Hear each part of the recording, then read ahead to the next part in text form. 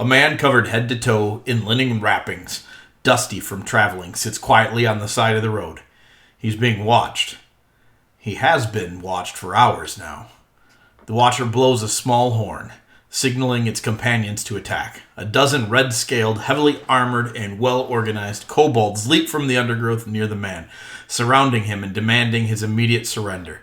There is a flash of movement, and the man is suddenly standing, wielding 2 large pole axes, one in each hand. Battle ensues, and moments later the man is gathering his things, and their things, as he heads down the road to the north. I didn't know that was going to be about me. That's pretty cool. I was going to say Othig, but sure.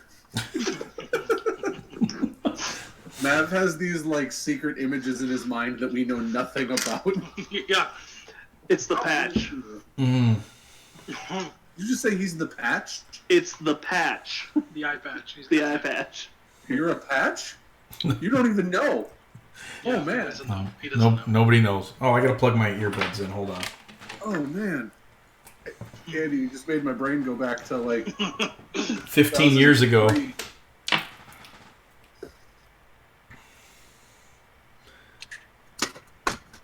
Hasn't he seen the video you posted on? You posted almost every. It's true, but Andy doesn't Facebook. Yeah, and he doesn't pay Yeah, attention. he does. What? The Christmas video I post? I didn't post it this year. No, not this year, but in previous years you have. Yeah. Andy and Mike have all been friends for this year. So, you guys are currently in the bottom, well, not the bottom of a cave, you're in a cave, and I have a map to share with you guys, right away for this cave, because I remembered to mail it to myself today, or throw it in my Google Drive and bring it home. So, we're gonna... Super proud of you. I know, me too, right? You're adulting like a champ. So as soon as that sucker loads up, what you've done is you've gone behind a waterfall. You are to retrieve some fungus for Master Aklo, the kobold, and you followed a small underground river. It's basically backsplash from the waterfall that pools up in this cave and then has cut its way through the rocks down into the caverns below Al Alihim. And you are standing on this precipice right here. A couple of small trickles running off. This water isn't more than 6-7 inches deep, so none of this water is real. It's not like rushing or anything like that. It just happens to be in the area. So you were just attacked by multiple feral red-scaled dragonborn, and you managed to push some of them off the ledge and blast some of them in the face and melt some of them with inflict wounds and other wonderful things that you all do so well. And now you're standing on this ledge. It's about 30 feet up in the air. And, yeah, what do you want to do? Oh, wait. Before we get at it, let's do some other stuff first. Let's not forget this week. Yeah. Let's do other stuff first. So, what do you guys want to do first? Do you want to do your guild missions or do you want to explore your cavern? Cavern. It's the cavern. Cavern. All right. So I'm going to give you 2 of these this week because we skipped last week's. Yes. And, this is the old map, but it should do. Oldie but a goodie. Maybe not. Hold on. I got to grab something off the internet. So, let's see. You guys... You were in the mud room, the mud pot room, where all the steamy mud is bubbling up. Your group had killed some mephits there, and they found a carving on a wall. Yeah. Mm-hmm. Yep. And it seemed like possibly it's a path, but you're not quite sure. It's an intentional carving. It looks like it follows the path out of the lake room back towards where you came from, and then into parts that you don't know about yet, if it is indeed a path, but you're not sure. Otherwise, you can go to any of the options listed on the map in the map channel. Yeah, it looks like it takes the northwest path from the keep that we haven't gone through yet. If it were to be followed. Right. I'm alright with that. I'd be fine with following that path. All right. So you guys, if nobody has any objections, you'll make your way back up past the lake, back past the keep, and then you're going to go to the next room. And this is not loading. It's making me mad. But I think for this room at least I can use this. So you follow this next path, and the chamber goes about the tunnel goes about a half mile, maybe even a mile. You got a Minotaur with you, so he's really good at tracking this stuff. So I'm going to say the tunnels follow a mile. As typical, there's all sorts of small branching caves. There's critters in there that they deal with along the way, nothing too terribly serious. And then they get to a room that is long and kind of football shaped. If you were to take a football and stretch it out to 3 or 4 times the length. From the look of it, it is at least a mile long, and it has a red glow to it everywhere. But they can't see any source of it. It looks like the rocks themselves are reflecting or generating this red glow. In the entire room, there are no stalactites or stalagmites. Every one of them have connected and formed pillars. So this chamber is about a 1/4 mile wide and a mile long, and it is filled with pillars that swoop up, narrow in the middle, make that hourglass shape. Weird. Is there any pattern to them? Are they in lines, or are they just sporadic? No, but there are so many of them that it makes it next to impossible to see a good distance ahead because there's constantly something blocking the view.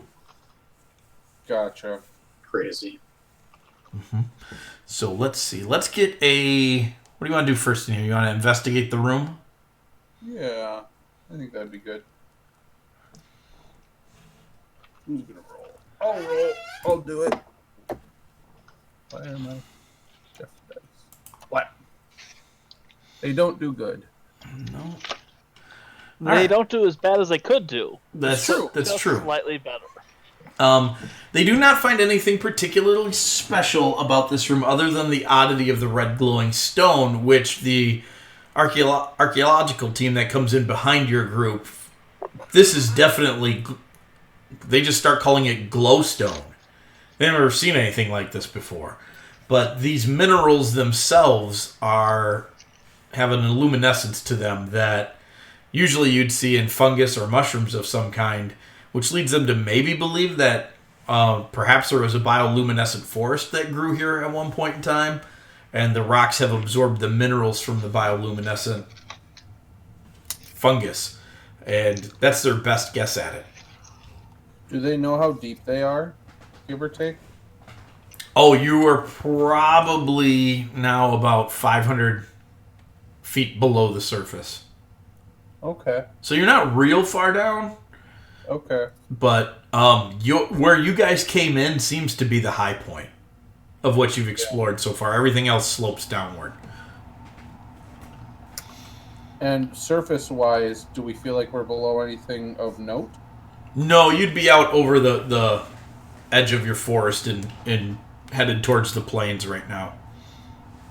Okay, but it doesn't feel like there's anything up above that would have given any reason to believe it seeped down and created these? Not with that roll. Okay. Oh, not with that roll. Gotcha. Yep. So you guys explore this room. Don't find anything unusual other than that. The archaeological team does believe that the glowstone could be very valuable, particularly to dwarves. So if you wanted to spend some resources down here to mine some and see what you can do with it, see how workable it is for whatnot. Find out if it has any magical properties. Yep. Well, you would be able to tell that right away, that it doesn't have any magical properties. Both of them would be really interested in that. Yep. So it doesn't seem to... there would know that both people would be really interested in it. It doesn't seem to have any magical properties necessarily to it by itself, but it is obviously really unique. So there is a exit to the north out of here and one to the west. Hey, Mike, where are we on the cave, like the cave drawing map? Like, we're not at the end, right? No, No, you would be just past the keep area, in a little bubble at the keep area. So you are definitely no, you're not very far at all. Okay. With the distance that the cave drawing was and where you're traveling, and this path does seem to track through here. The way the tunnel bends and turns, this path is probably 30 miles long. Yeah, I was gonna say if it's to scale, like It's long. Yeah. Mm-hmm. Okay. Continue forward then. To the north, you're gonna stick to the path and hope it continues to play itself out. Yeah. All right. So as your group does that, you're on your way out of the pillar room, and they are attacked by large insects that have a very long filament that comes out of their mouths and lassos individuals and begins to drag them up into the ceiling area. And I need that combat roll. Oh, that's not good. That's a real bad roll. Yes, it is. You have a We are decent. never heard from again. Nope. You are going to lose an archaeological member of the expedition. So the expedition is now down to 3 and not 4 archaeologists. Very rude. Rude indeed. As these cave fishers lasso one of them. So. Did not secure this cavern. Yeah, Oh, us. big. Why is it Othic's fault? You're the security guy, Obviously. Obviously. and you rolled. Okay. However, in finding a nest of cave fishers, you do also find some treasure. You find the bodies of several Archaeologists? humanoids. They appear to be dark-skinned elves. I said archaeologists. You do find the one body of that guy as it scurried away with him. And then your team managed to kill it. But you find 3 or 4 drow and their equipment, which is decent equipment. They appear to have been here maybe a year or 2. Oh.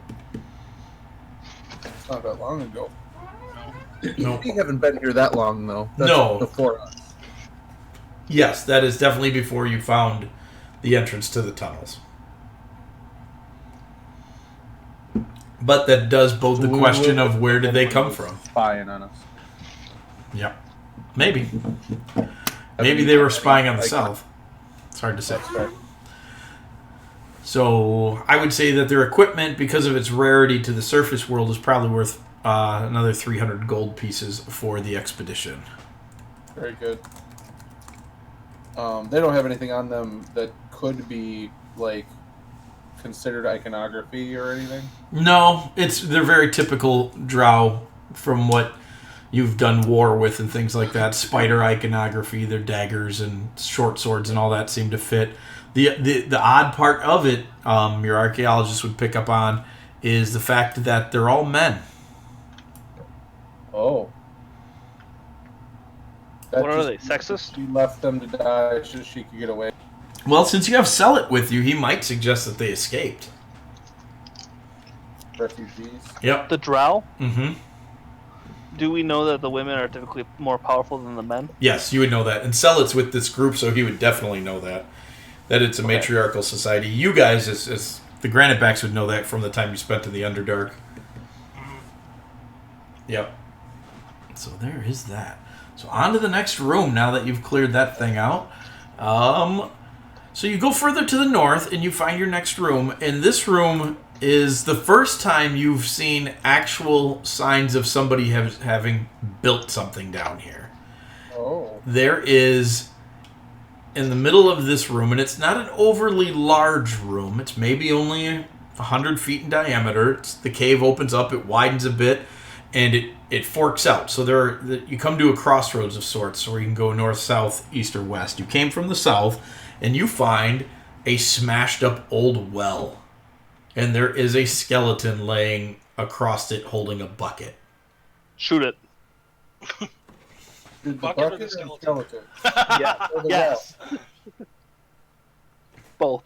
All three. Do you really want them to do that? Well, it's Mav's call. He made the roll. What are they doing, Mav? Are they shooting it? Shooting the skeleton. All right. So, what did I just do to... Okay, never mind. The map on my internet page went bonkers. So, you shoot the skeleton, and it crumbles, and the bucket falls. Which way does the bucket fall? The bucket falls down the well. Oh, That's not good. it's gonna be Mines of Moria. And you hear this banging and clanking, and some gray-bearded man in a robe comes out of the corner and says, "Fool of a dwarf!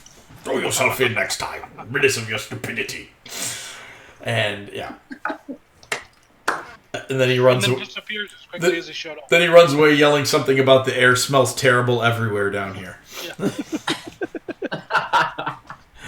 So, that's what's happened so far. How about we search the room? Yeah. Let's search the room. You're up. There now. Ooh, buddy. Oh, that was me. Well, you can have that. Well, I figured since I just shot a skeleton, I'd actually search the room too. Yeah, that makes sense. All right. I don't care who rolls. You can have one person roll all night for all I care. So, Mav, your boys begin to search the room in this, and this room becomes very revealing. The skeleton is a dwarven skeleton. He has some equipment, although it's not in nearly as good a condition as the dwarf you found in the first room. He has equipment on him similar to that other dwarf. Symbolism that would lead you to believe that this dwarf came from the city of Enjanus. You also find that he is nearby buried a small bag of gems and coins.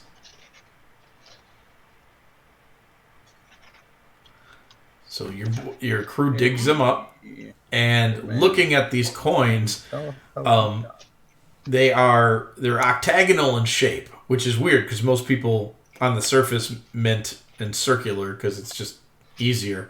These guys are all flashy with their coins, and they mint octagonally. And then on them is printed a city. It looks like the city in the other imagery you found down here. The one that has the big dome over it. Yeah. Mm-hmm. Can I pull up the bucket? The bucket was not on... It was on a rope, which is long rotted away. Oh, okay. Bucket gone. So as your crew thinks about pulling up that bucket and looking down the well, thousands of large crystal spiders come cruising up out of this well and begin to swarm your people. So somebody make an attack. Throw the skeleton down at him and see if it knocks any of them off. Danik, you're up. Do it. Yeah. Do it. Yeah. That's a pretty good roll for that group. It's a partial success. It's actually probably a success. They're a pretty... I mean, it's got Sodak and the Minotaur with them. That's a pretty combat-heavy, smashing group. And Sky. And Sky. Oh, yeah.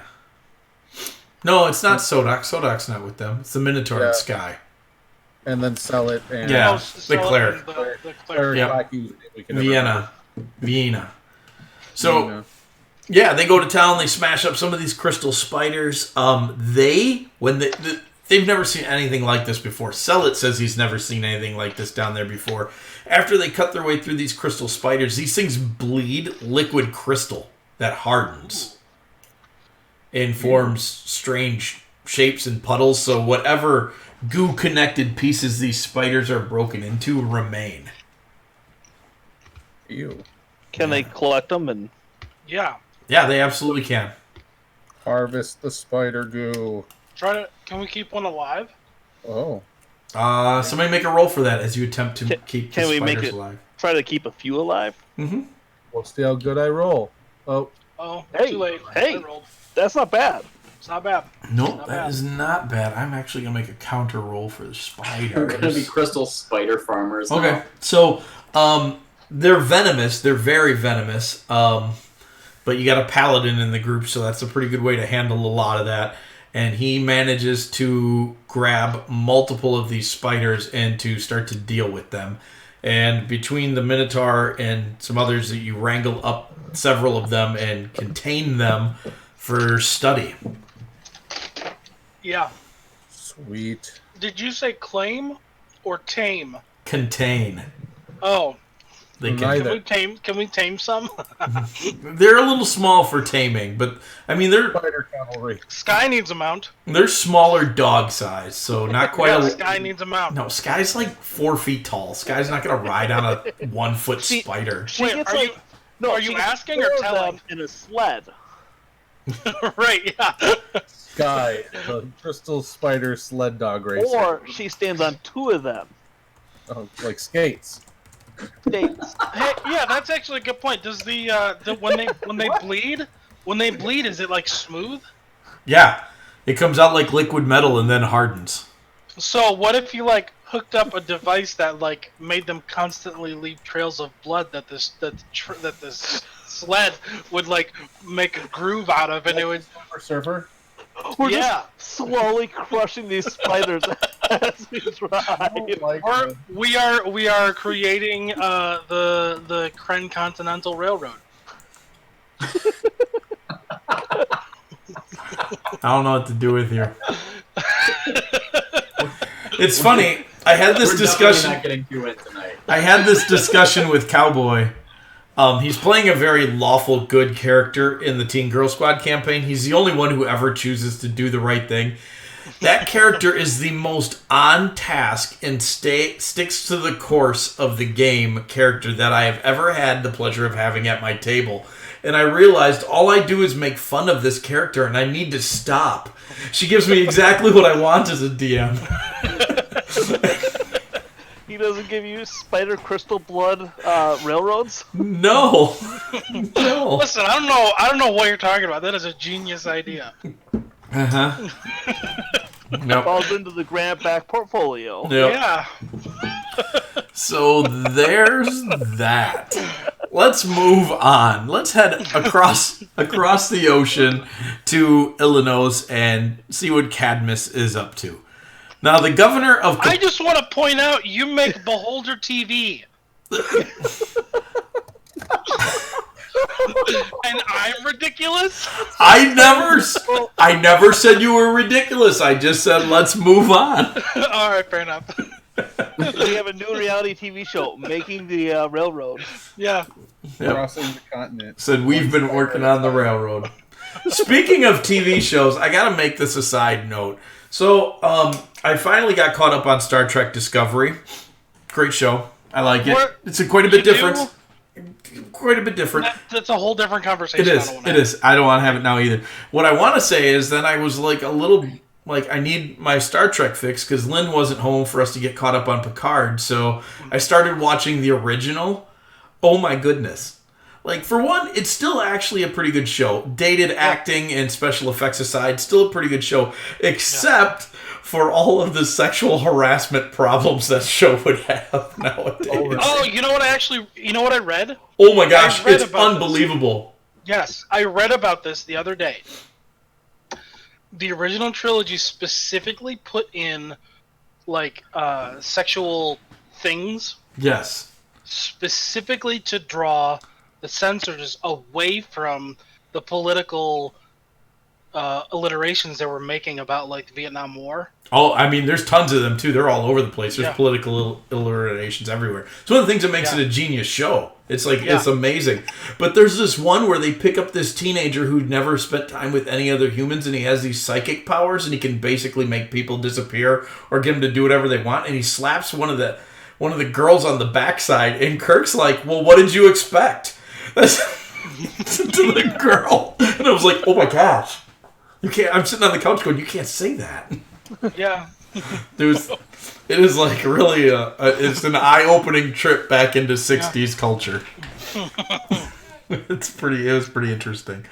So anyways, let's go across over to Illinois and see what Cadmus is doing over there. Now, he's been hired by the governor of Capanis. The guild has been asked to do a forward scouting mission into the Cavasto territory to see what the armies in the fiends of Kavasto are up to. So, they're going to take that job, and so we need some stealthy travel into Kavasto territory. I need Kapow. Kapow. That's not stealthy at all. So this group of fighters gets it in their head, and they try and do a good job moving, but, their armor is shiny, their armor is loud, they're yelling about things that they're killing along the way. It's just, they're not real stealthy as they get there. So that is... Failure. that's a partial failure, not a full failure. Nope, not that one. That's the next one. Not a grandiose failure. Right? No, not a full failure. And so they get close, and they can see some of the army up ahead doing maneuvers. Now, this is a perception check to see if they can pick up on any intel while they're there. Before they're caught. Yep. No, I'm not doing it. Somebody else do it. I just rolled a bunch. There it is. Hey, there we go. Yeah, so they do a good job. They do have a ranger in their group now, so it's beneficial to them. They pick up on a lot. They're watching the maneuvers. There don't seem to be as many soldiers as you'd expect these guys to have in an army. So it leads them to a couple of suppositions and conclusions. One, that some of these guys might not be human, and so they feel that they don't need to have that many, or that they are observing a forward scouting party of their own. Things of that nature. So that was a success. There is a moment, they have some tents set up where it looks like almost all of them leave the camp area to go do something.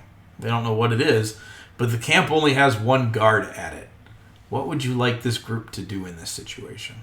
The stupidest thing they can. I'll let you decide.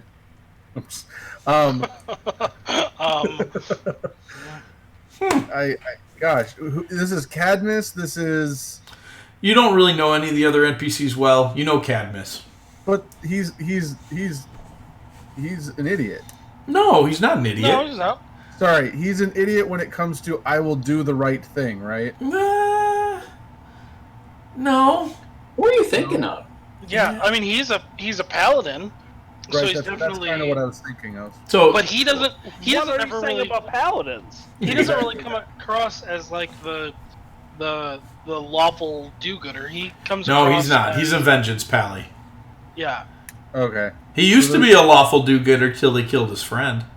yeah, and then he got pissed. Yeah.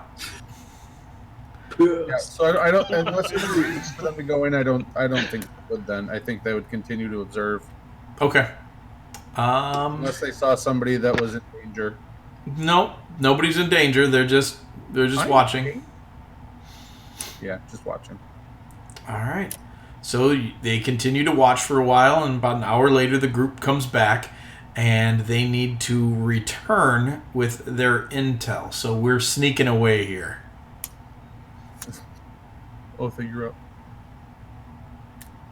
Got Oh, it. that's real good.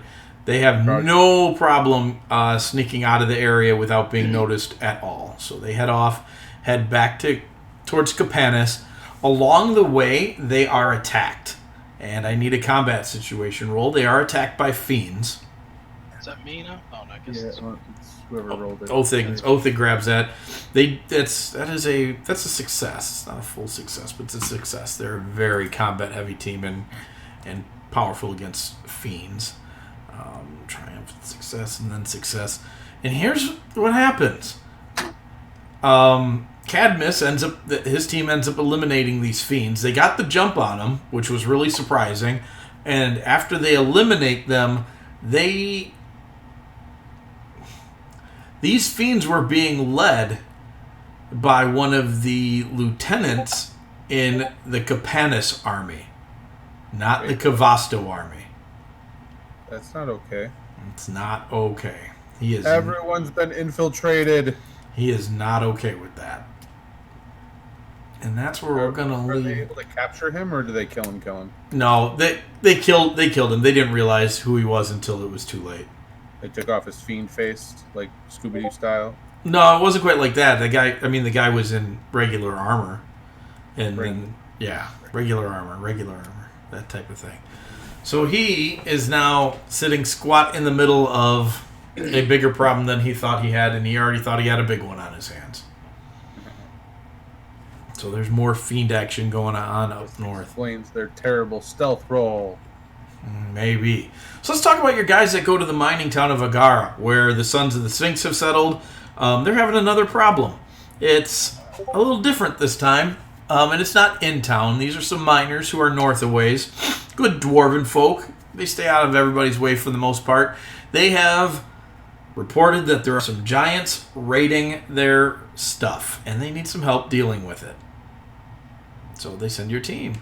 So your team heads out there, shows up, and you're not even on the ground 5 minutes, and 2 giants come stomping over the hillside, large hill giants, and they demand to be paid. Wait, hill giants want to be paid? Yep, by the miners, they demand to be paid. What's your guys gonna do about this?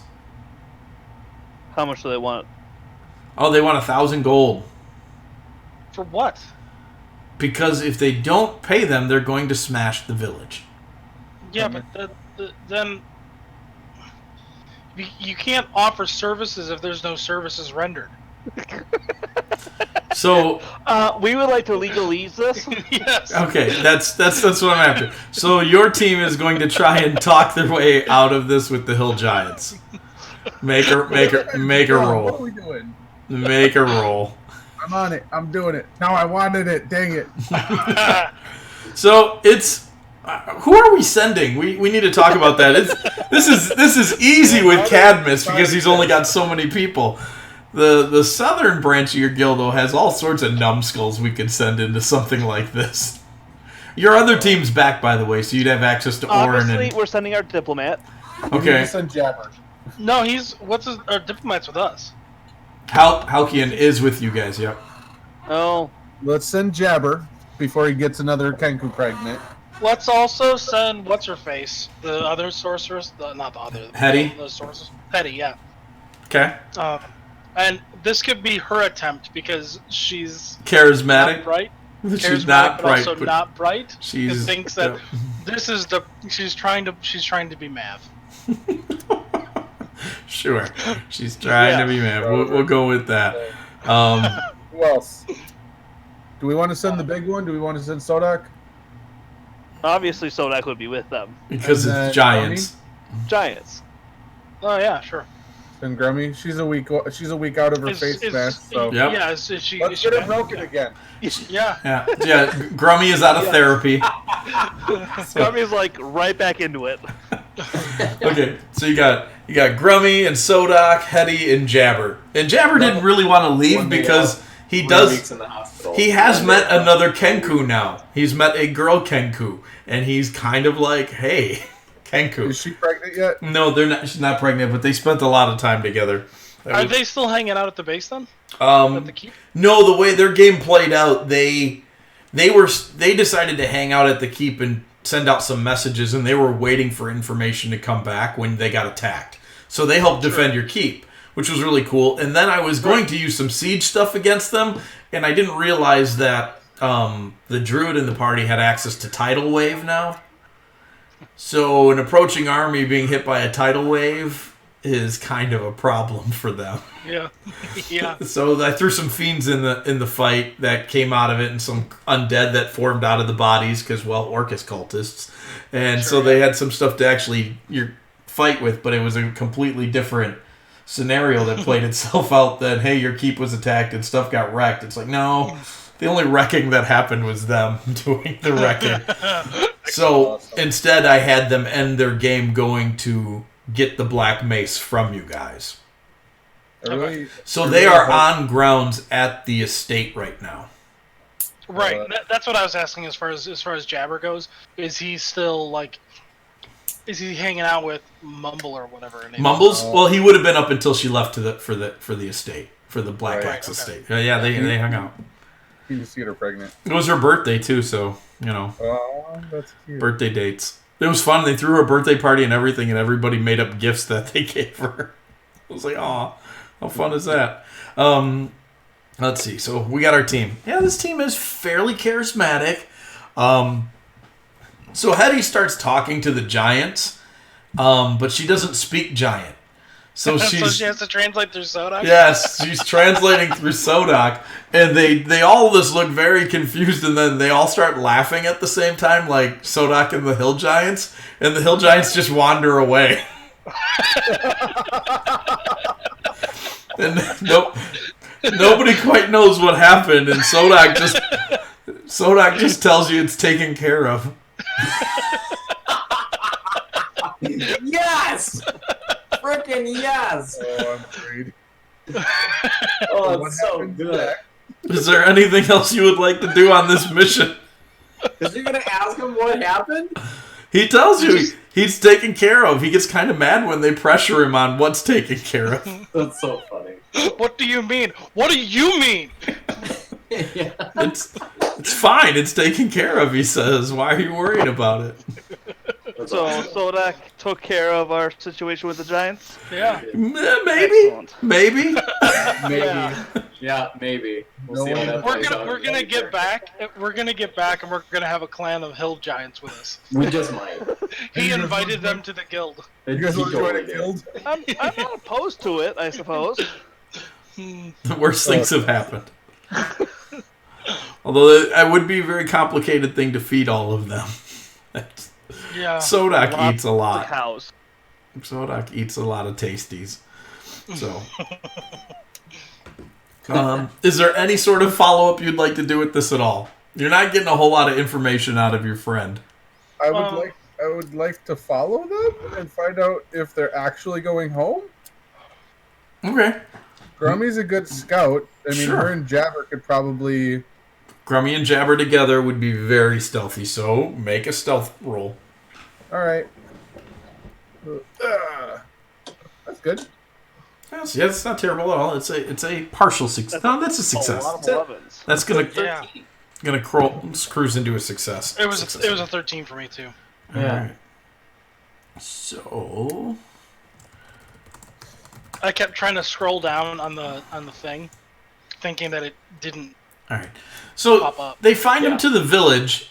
They follow him to the village, and they get there. Make a perception check. I'll do it. That's good.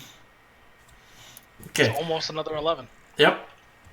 So they hear the giants talking, and then they hear somebody inside there yell, "Speak common." And it's like this kind of walled encampment, but not really. They've just put a lot of boulders around it to kind of make a wall. And so Grummy and Jabber are maneuvered in by these boulders, and they overhear the giants trying to communicate how there's this other giant, is an old hill giant, he's a little bigger than us, and he said that if we didn't leave, that the bird was gonna peck out our eyes and we'd be like him.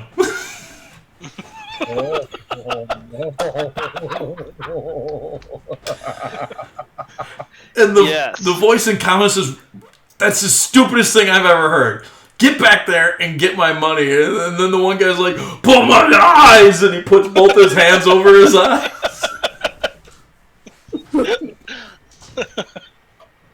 Oh my god. And they begin arguing. I guess wait to see who wins the argument. My guess is going to be the voice in common. But Make an argument roll. Can Hetty on behalf of the Giants? I'm rolling on behalf of the Giants. Do we Go have anybody that can aid in the Giants on the Giants' behalf without anybody knowing? Not Grummy or Jabber. Yeah. No, can Jabber just in the background mimic a bird? Oh, he totally can. Peck. Oh gosh. He definitely can. He definitely can. So Grummy leans over to Jabber and says, "Hey, do that mimic thing you do." And he says, okay. And he starts to mimic the human voice at first. And he starts yelling, I'll pick your eyes out, I'll pick your eyes out. And they're like, oh, you're going to get our eyes too. And then everybody starts screaming. And then he starts cawing and making all these bird noises. And the giants just lose their crap. And they start swinging their clubs around at something. And there is a lot of screaming coming from the other side of the rocks. And then it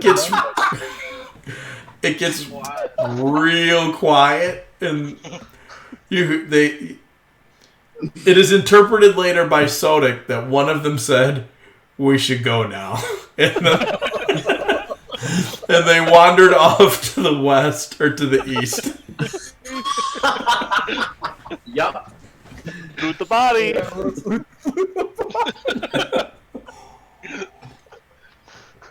All right, so your team moves into the camp. Make a perception check. It's a mess. It is smashed and bloody, and it's a mess. Oh, let us. Oh, that's pretty good. That's pretty good because you got good searchers in this group there. So they start rooting around, and they find that you're pretty sure whoever this guy was, he was with the Pentad. Oh. You do find one of their amulets in the paste. We're never going to get to question any of these jerks. They don't keep dying or running away. So, you also find a several chests of gold that the miners would have told you before were already confiscated by the giants from them. All right. I guess we could return that. Yeah.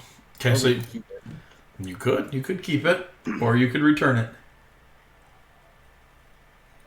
Are those people honest people? Let's see. Yeah. Trying to think. Wait, how much are they getting paid? How much are they getting paid? Standard fee's 500. How much is in the chests? Well, there's probably several thousand. Roll an honest. No, they will. Honestly, they'd probably ask for a finder's fee. Like them specifically, they would probably. Grummy would definitely ask for a finder's fee. All right. Grummy would demand a finder's fee. Yeah. Yep. Sodak is like sucking the marrow out of the cultist bones. He's pretty happy. Yeah. He's picking his teeth with the dude's arm. So it's He's rather proud of himself. Ooh, did anybody else's Discord just robot out? Yours did. Oh. Like you froze, but now you're fine. Okay, cool. Quit interrupting his Wi-Fi. I don't know what's going on. Who That'll help knows? us. Who knows what's going on? All right, so they're giving another 250 gold on top of the 500 base pay. It's 10% of what they recovered. There you go. Okay, cool. Yep. Cool. And everybody's happy. And you guys have some hill giants out there that are terrified that a bird's going to peck their eyes out, and then they're only going to have one. Yeah. And yep. And Sodak enjoys telling everybody about the really dumb giants. Yeah. Later that night. I'm proud of you. I like to think that we have now created mythology for these hill giants, like their own personal mythology. Is that's where Cyclops has come from? Yep. Yeah. From the Raven Lord. Yeah. Yep. Yeah, they would have just started freaking out the minute he started cawing and shrieking as a bird. It was over. It was all sanity lost. Yep. All right, so back to you four. You're in a cave. There's a bunch of dead dragonborn around. Now what? Yeah. Bannock? I will just make a final comment to Jeff about that wasn't the plan. What wasn't the plan? Remember how I made them go away and the thunder, whatever. Thunder. I don't remember this place. And then they all came for you. And then I said maybe I should Wargong also. Yeah. I would say that wasn't the original plan, but this is probably a better plan because now they won't hurt anybody else. Right, that's fair. So there you go. So what is the new plan that I am supposed to follow so that I don't get it wrong today? If we are, I'll have Mav write it down. Okay. I have no. Mav has pulled out a quill and paper and has started jotting down notes. Yeah. Notes if I to Jeff. Standard operating procedures, combats, and secret missions. Here's my combat spells. I have brain pain. I have brain pain, or I have thunder wave, and that's really all I've got. Well, that gives you 2 other options. Yeah, but this one got multiple guys. I can only brain pain it one did guy. get multiple guys. That's part of the problem. Yeah, well. It But anyways, also awoke anybody that was not known to our presence. Only Right. out to 200 feet. yeah. Anyways, Only. Cavern. did Aklo, did he give me? Did we have? It's not a map, is it? Nope. It was just a. He said, "Go into the But cave and find my mold." No, Yeah, but you did that thing where he saw the path like to the end, right? Yeah, he You saw said. the actual He crystal said with the- Thanik. Yeah, he said Thanik knows the way, but I don't know if it was necessarily like a. He knows the way. It was like a vision. You saw Yeah, like the yeah. path. You saw those Yep. things like in the way, and then you saw the crystal with the fungus around it. Yeah, so I have kind of an idea at least. Yep. The vision led you to here. Oh, so after this, I don't Yep. necessarily. You know saw the room that the floating crystal was in with the fungus growing around it, but you don't know how to get from here to that room. Okay. So is there a map for this, for where we are? Yeah, I shared it's it on- already. It's on the screen. Did you? Yeah, it says cave. Can you share it again? Because I. Your options are north or south. Oh. This map that I had open, I was playing with Thanik New Mantle and Thanik Bare Mantle. I thought this was the map for the cave under the keep. Oh no. I get it. No, that's I a get it. cavern. Yep, that's a different map, and I haven't. Okay, cool. I don't put that one up.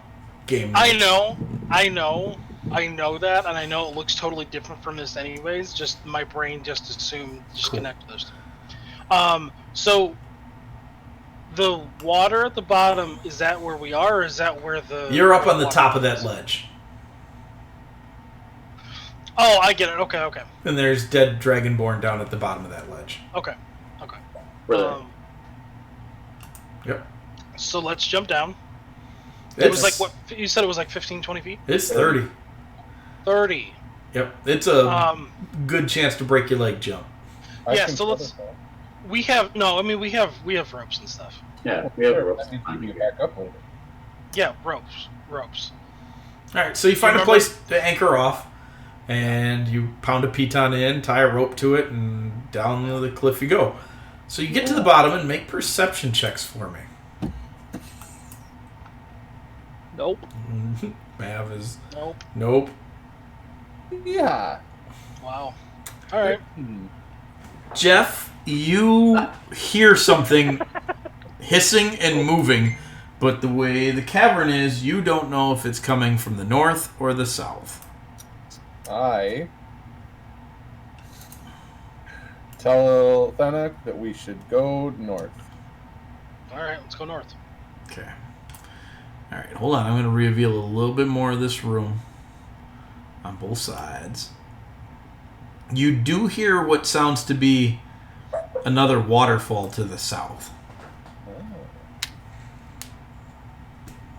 You zoom out of your map a little bit, you can see a little bit more. And it looks like now that you're down on the ground, the floor falls away down there Oh, okay. to the south, and that's where you hear the waterfall. So you guys are going to head north, though. All right. Sounds good. I need to turn off my phone. The girls in the princess chat started talking about something. Yeah, I hear that going off in the other room too. Nope. So you head north, and the passage bends to the east, goes a little ways, and then it starts to descend through several, looks like, ledge drops. It starts to slope down, and then there's a 30-foot ledge drop, and then it looks like it's continuing to slope down after that.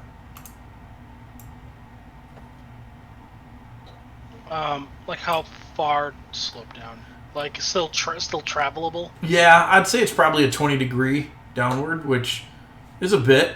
It's not. Yeah.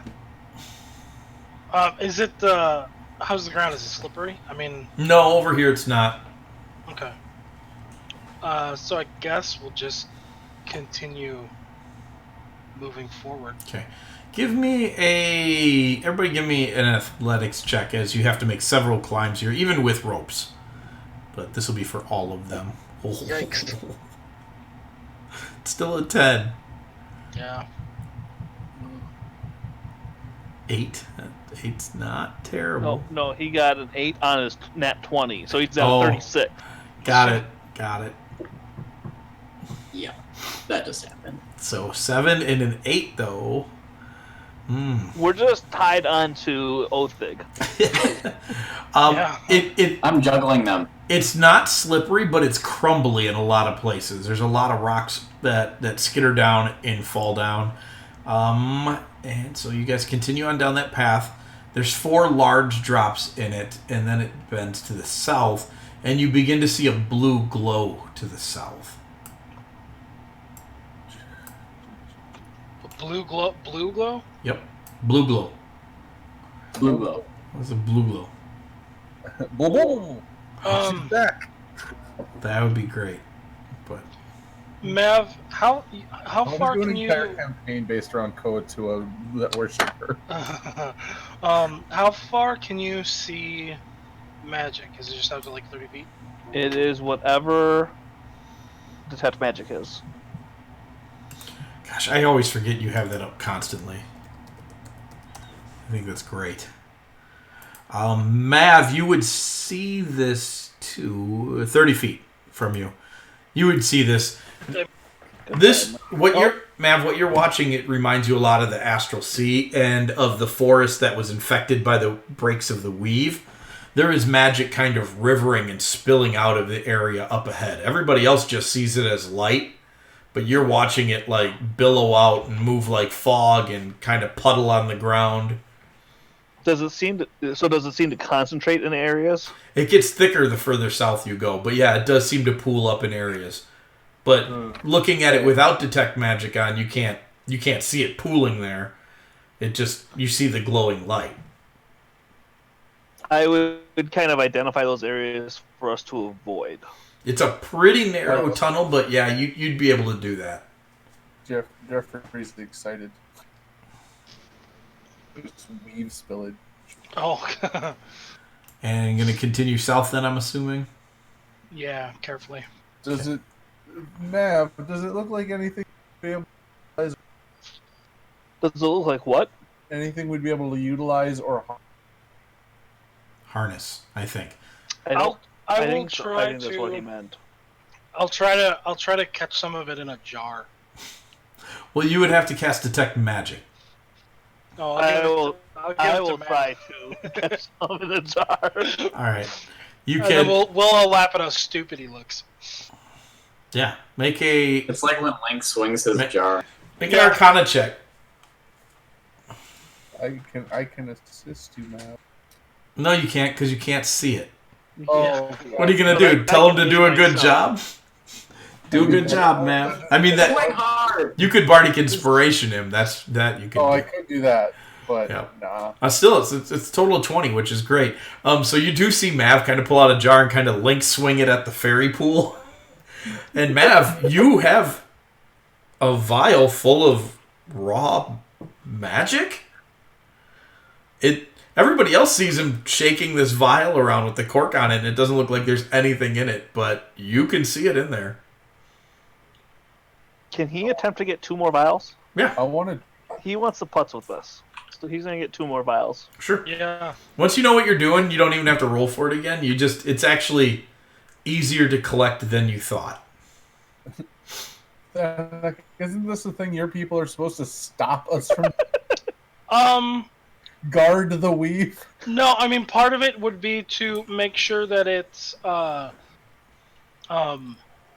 mean part of stopping it requires knowing about it. explanation, Great. some experimentation. Experimentate away. I would like to send a mage hand into it. Your mage hand goes into it. Mav can see that it gets some on it, but you can't tell any difference. Can I do that thing where you flick water? Can I do that to Thanos? Yep. You can. I am gonna do something weird, and probably I'm gonna channel. Only Tony's gonna get this, but I'm gonna channel my inner Darius and lose another familiar. Can I pull out my my little snowman? Yeah. Are you all right, Tony? Primus is gonna be so mad. I know.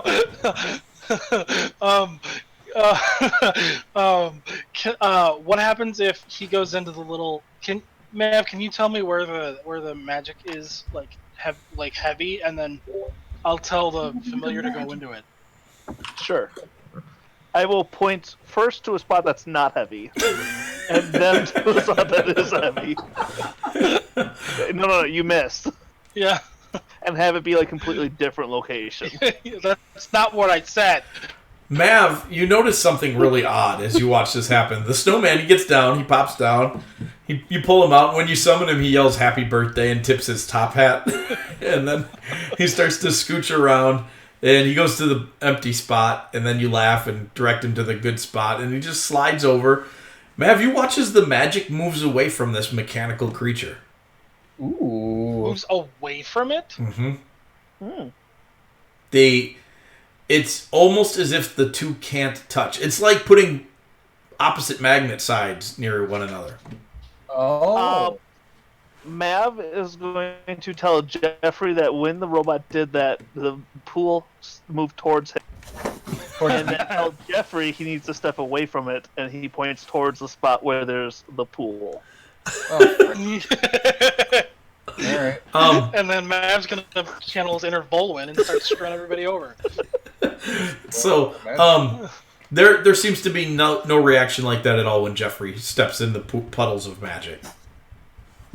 Mav would just nod and be like, "Oh, interesting," and look at Panic and say, "Interesting," and then just start walking away. Hold on. Are you making an insight check? Cause Yeah. Oh, dang it. Do I have the weirdest magic? I would also like to point out we all have Rary's telepathic bond on us. But you don't have to share if you don't want We to. choose what we want to think. Okay. We can't penetrate each other's Now, minds. is this a walkie-talkie style, or is this like a walkie-talkie style. single cell phone that can call multiple people, but It's- can also just call a single person? Do you have to say over at the end? Yeah. Look, Granite Backs, I'm walkie and I'm talkie. Is Mav able to provide Thanic with some information Yeah. without You wanna slide into my Jeff DMs? hearing? Yeah. So there's some very interesting interactions going on between the completely mechanical snowman and the pure magic, pure raw magic. How does it affect Jeffrey? Not It at all. doesn't. It like Oh. splashes on your boots or your shoes or your toes if you're one of those barefoot hobbit halfling people. No, I feel like I've got fancy Boots. shoes. Yeah, you probably got fashionable boots on. Well, with my track jacket, it's just gonna match. You got some Nikes or Adidas. Yeah. I They're definitely have Adidas. Adidas. Yeah. Some knockoff Jordans. Yeah. Oh yeah. It's Some Adidas. It's Adidas with only 2 stripes. Yeah. 1D. Yeah. Just Jordan with one leg. I am the most second-rate halfling. No, you're a first-rate halfling. You're a second-rate dwarf and Ukrainian. So, what do you guys want to do? You've discovered some weird things happening here. Hey, what I think. Adidas. That's Jeffrey's tracksuit. That's great. Adidas. When I was mind linking with Aklos, Yeah. I kind of got sort of a map-ish, sort of what you want to call it, Mm-hmm. but parts of it were like Shrouded.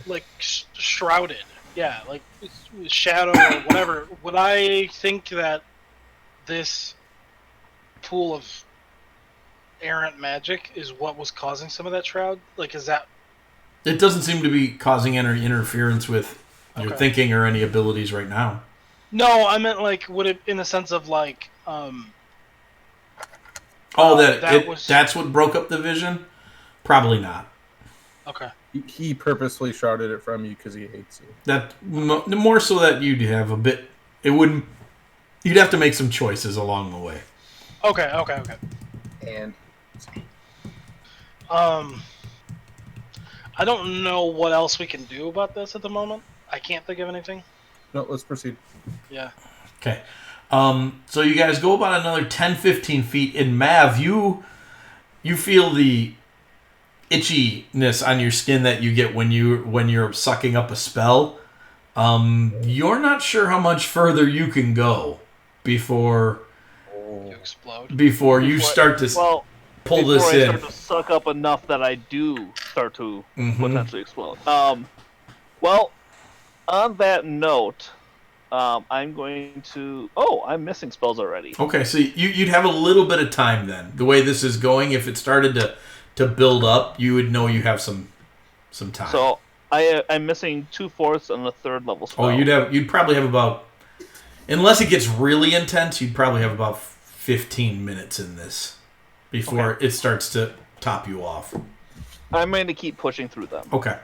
So you guys come around a corner, and the light's getting pretty intense, and you find yourself not so much in a cavernous room, but a purely circular room that has a shaft in the middle of it.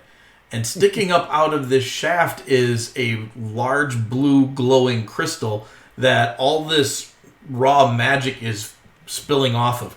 Everyone can see it now. Mav, you can see it. It's thick in here. And you are starting to absorb it. Everybody else sees it like kind of what you saw out in the hallway, but now it's just everywhere with you. You're looking around and it's dripping off the ceiling, like almost like it's coming up out of this well, like steam or mist, and it's just Is it like it's condensating in the ceiling and then dripping down? Yep. Magic. Mav is going to look at Thanik and be like, "Hey, that's magic." In a very condescending way. Yeah, thanks. And Thanik, above this well, you see this blue floating crystal, and you can see the magic kind of flowing up out of this well surrounding this crystal. The crystal is covered in this pinkish, purpley mold, and so are huge portions of this wall. Of the walls here. Oh, Discord is going slow. Okay, so first things first is did he get her to put the... Wow, I just got like 6 sentences on top of each other. Yeah. Yeah. Whoa. Welcome back. Yeah. Okay. So I'll say it again. Did Aklo give me like a container to put the mold in? Nope. Okay, so I'll just grab. It's floating. Well, do you want to get some off the wall or off the crystal? You saw in the vision. You saw the crystal. I was gonna get some off the crystal. Okay. But I was gonna put it in like a bag or Sure. container or something. Master Thanak, you should use the potion vials that your cousin made. I think those are the only ones I have anyways. The crystal potion vial. Oh, let me look at those. There were extras. There were 2 extras. There were 2 extras. I don't. My inventory is completely unorganized, so I'm not sure. I don't. Oh, that's what I was thinking of. Where are those? The vials? I think they're in the party inventory somewhere. If not, oh nope, I have them. Oh, okay. Jeff has them because you can't just pull one item out of Yeah, no, that makes sense. So I have 3 of them. Oops. Okay, so yeah, no, I'll definitely. One item Okay. back. The biggest challenge you're going to have here, you can definitely scrape it off and put it into one of the crystal vials, is going to be getting it. This hole is 15 feet across, so it's floating about 8 feet out in the open air. Would you like a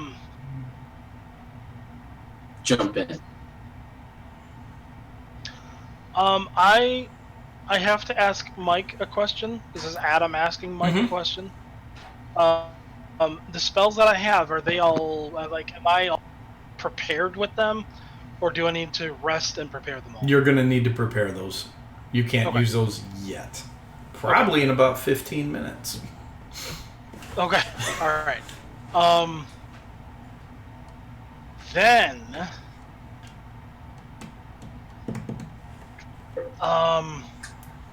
Oh, maybe could I possibly throw a net over to it? Ooh. Yeah, you could try that. All right, so you pull out the net. Go ahead and make your attack roll.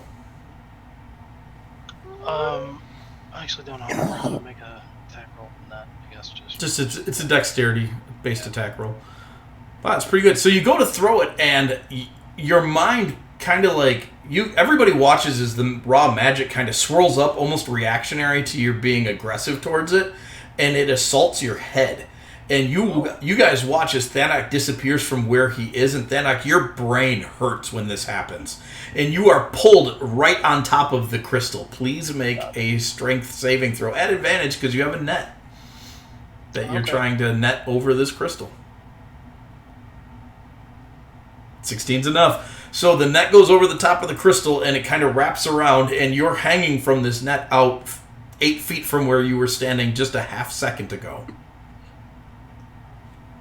I'm where? Say that again? You are now dangling from the crystal.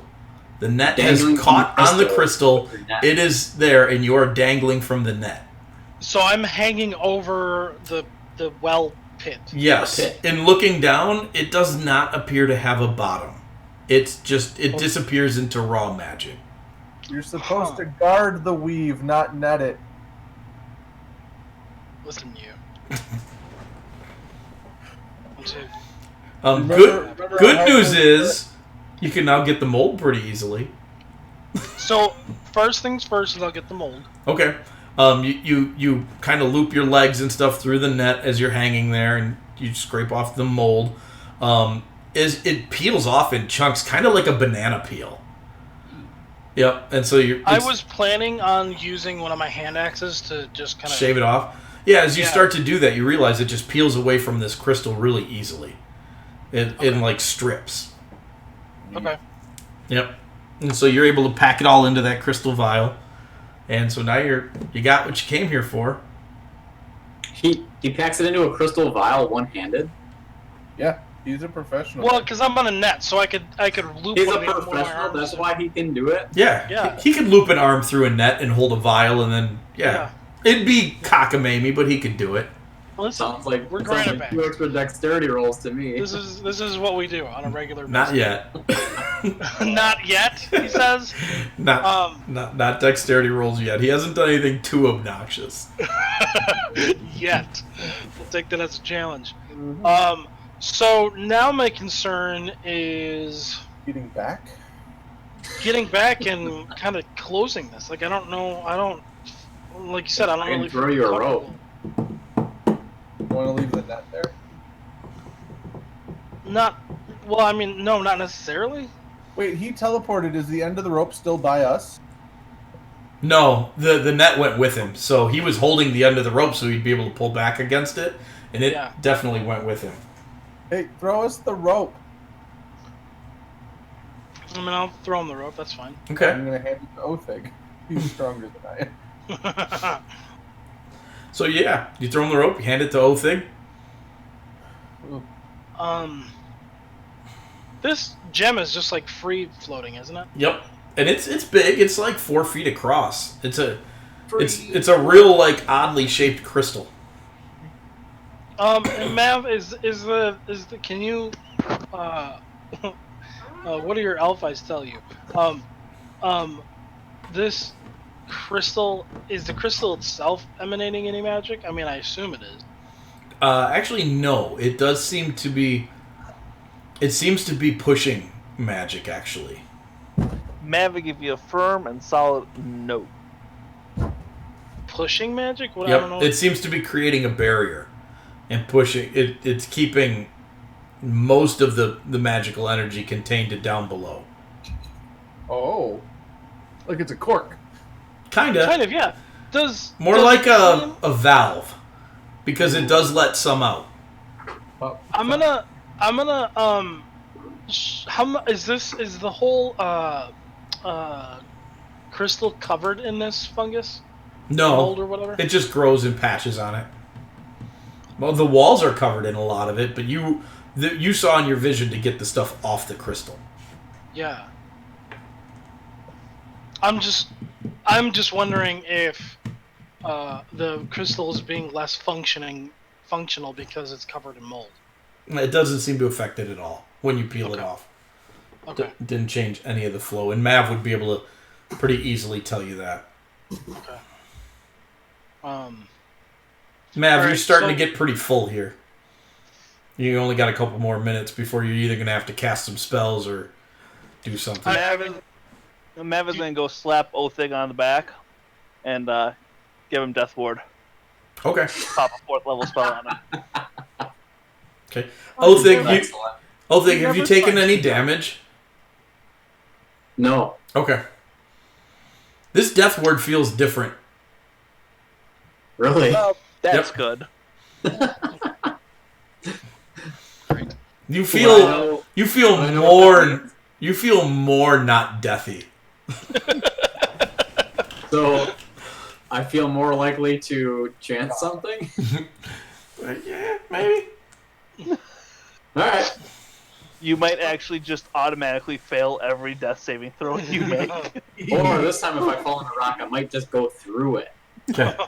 You just die if you hit 0. Othig, do you have the other end of this rope? Yep. Jeff Yeah. passed it to him. I guess I'm gonna try to undo the net and try to swing over, I guess. Othig, make a strength check. I mean, do you want to prepare for this at all? Yeah, that's letting what- you know I'm doing this. Yep. Yeah, I'm going to prepare for it. I'm preparing for you to hit the wall and pull you up. Yeah, I mean, like, do you want to tie this off to anything? Is what I meant. You don't. Oh, well, you sure. could tie it to another rope. This room's pretty Tie it off smooth. to me. That's fine. Oh, okay. So Mav's the anchor. Okay. Yeah, I feel like I would prepare. All right. So go ahead and make your strength check.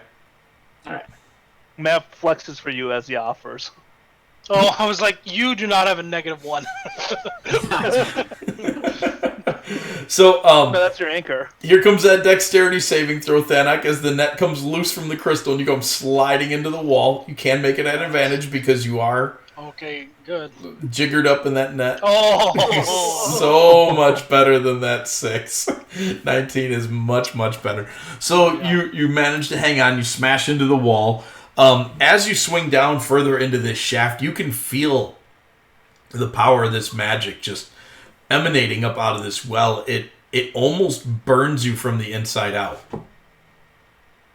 It hurts on the inside. I'm gonna try this. I don't think it'll work, but could I try to telepathically communicate with Aklo? Sure. Make a Arcana check.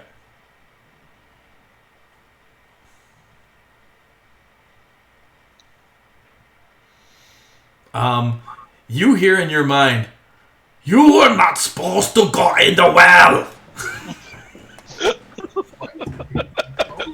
I will reply, wasn't planning on it. Then why are you in there? I kind of fell a little bit. Get out.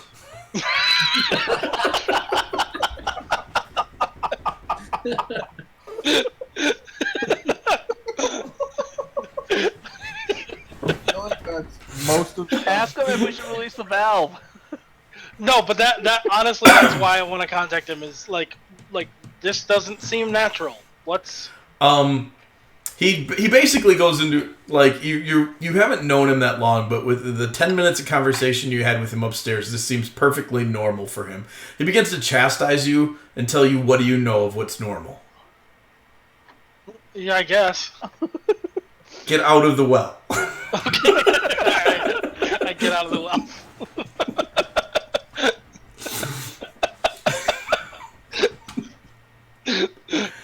So you get out of the well. Your family's had some time to look around the room. There is an exit to the south, or you could immediately head back up to Aklo.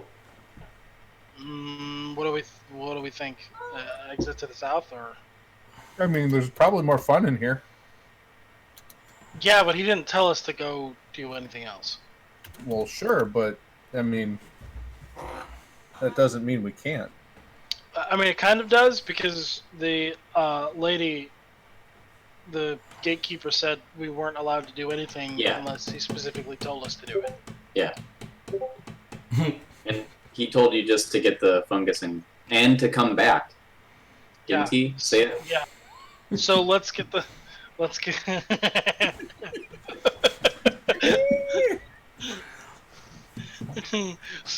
let's go back. Okay. So you guys head back the way we came. Yep, you guys head back down the hallway. When you get back to the ledge room where the waterfalls are, make perception checks for me again. Hey, much better. Classic. Nice. Wow. Mav, you and Jeff both see this.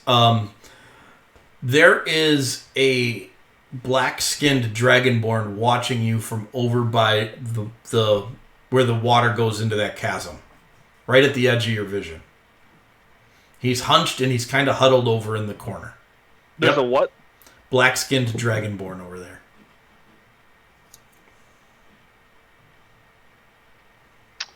Does he see that we've seen him? That's a good question. Yeah, he's looking right at you guys. Does he know that we know that he knows? You think so because he shrinks back a little bit when you guys both kind of make eye contact with him? No. You can't do that. Come here. No, the correct response is, "Ho, friend." Oh, friend. Oh, friend. Friend. I'll try to imitate the way that the kobold was chastising Thanak. No, you come here. We talk. I'm trying not to make him Asian, but he just... Now there's this picture of Uncle up there from Jackie Chan Adventures. I don't know if I can ever not do it now. So... No, I was thinking the dude from, the good guy from, not Lopan, but the other guy. What movie is that? Jack Burton? That's from... Yeah. Big Trouble in Little China? Yes. From Chen. That's Chen. Yeah. Old Chen. Yeah. Gosh, that's a great movie. I need to watch Yeah. that. It's on Netflix right now. I need to watch it. Anyways. Is it really? Yeah, I'm pretty sure it is. Maybe it's on Amazon. It's on one of the streaming services. Anyways, what is this? I have been boned. Yeah, stop it. I can't read all that right now. That's fine. Ryan will greatly appreciate it when he gets to that point. I'm reading Okay. that. So, are you trying to make communication with this Dragonborn, Jeff? Is that what's happening? No. Okay. Make a persuasion check. Good grief. Okay. Persuasion? Mm-hmm. I'm good at that. Nice. Do you... he speaks common. It's pretty good, so he doesn't take off right away, but you see him back up, and then he just disappears over that ledge. Almost like he fell, but he did not look surprised. Okay. Thanak, do you care that there's a black dragon running around down here? What do you know is from normal? Wait, you want to call the kobold in your brain again and ask him if he cares about the black dragon? He seemed to know exactly where I was, so I'm just gonna assume that if he thinks I should handle it, he would have told me about it. What if he doesn't know about it?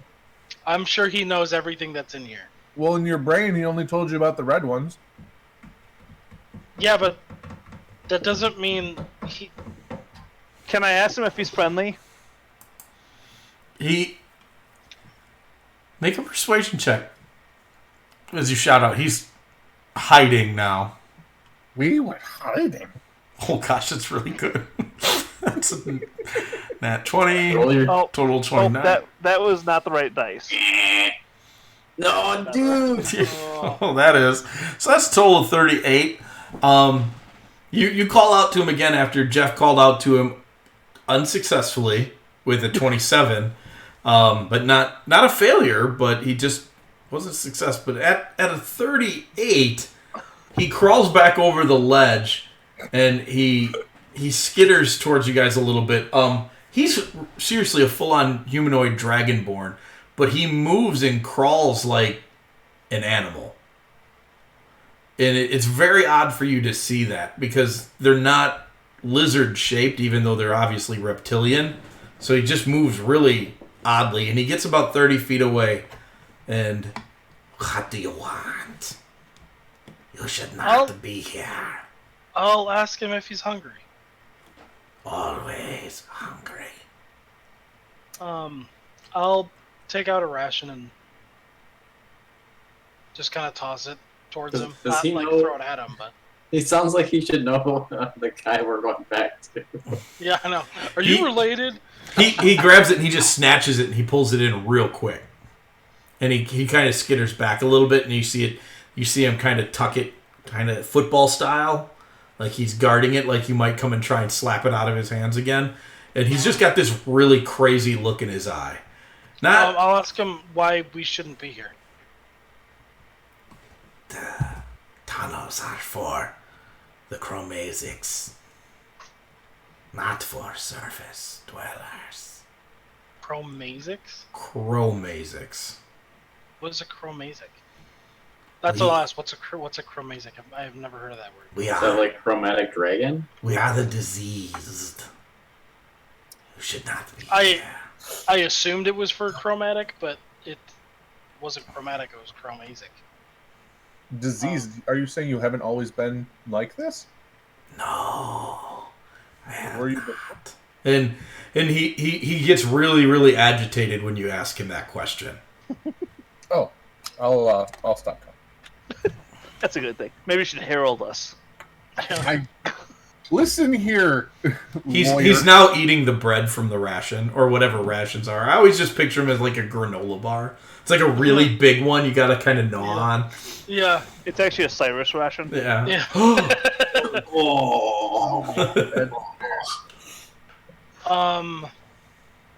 Didn't think I'd ever hear about that ever again. What are you talking about? He's running around out there. He was just working with the Teen Girl Squad. They have some on them. You want a few? Oh. Yeah, that'll be payment for the mace. Could one of us?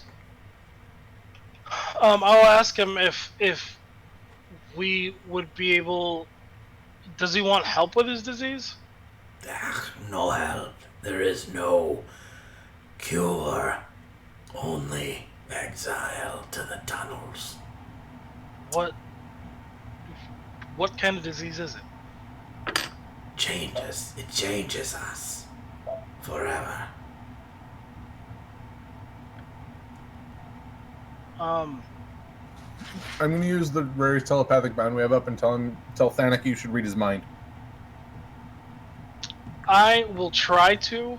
Make an Arcana check. Can I give him guidance? Yeah. Because you'd heard that.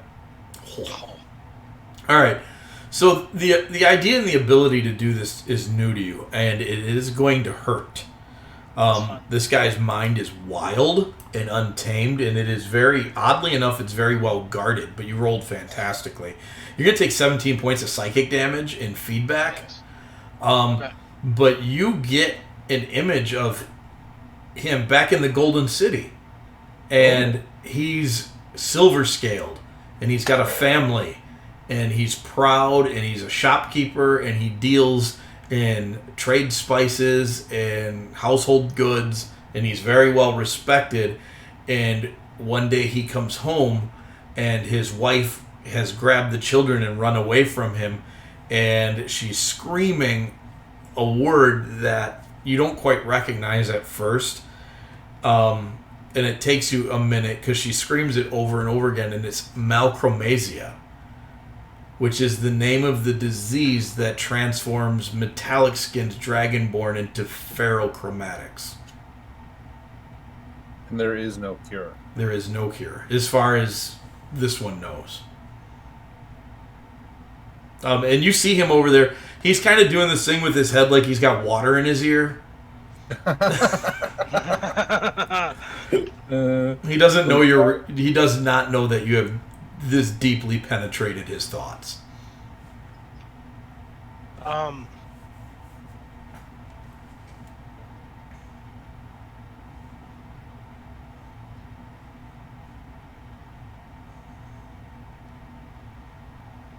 From what is this Asia? Is it how long has it been afflicting these people? Make another check, because this is a different patch of information. And he's not actively thinking about this. He was at, another 19.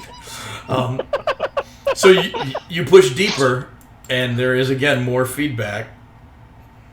Another, that's how much? Double 12s, so that's 24 points of psychic damage. Holy cow. Okay. Ouch. Yeah. Double the pain, double the gain. He, like everybody in Al Alamein knows about melochromasia. They don't talk about it much because it's if they're superstitious about anything, it's this. Okay. Because they don't know why it happens. Most of the time, they know it's contagious through like biting and slashing. Like if they were to be cut open by one that has it or bit by one that has it. But a lot of people believe it's airborne as well, so they're just really superstitious about it. But it has always been here as far as he knows. So this explains what we saw with those individuals being loaded onto boats. Yes. Yeah. And why she was like, don't look at them. Yeah, because they're. You said it makes them feral, but this one seems to have some semblance of control. Yes, he does. He does seem that way. But the other ones you met, they had none. They were nuts. Probably from the same fertilizer that they use on the trees. Yeah. I would like to ask him if there are any others with as much control as he has. He kind of like sisses at the idea of control. He kind of laughs at it a little bit and hisses, and he says, "Some, not many get any of their being back." Do you want to remain in the tunnels? Must remain in the tunnels. Can't go outside. It hurts. Oh, the sunlight hurts. All light hurts. We have a cavern that could use some exploring that never sees the sun.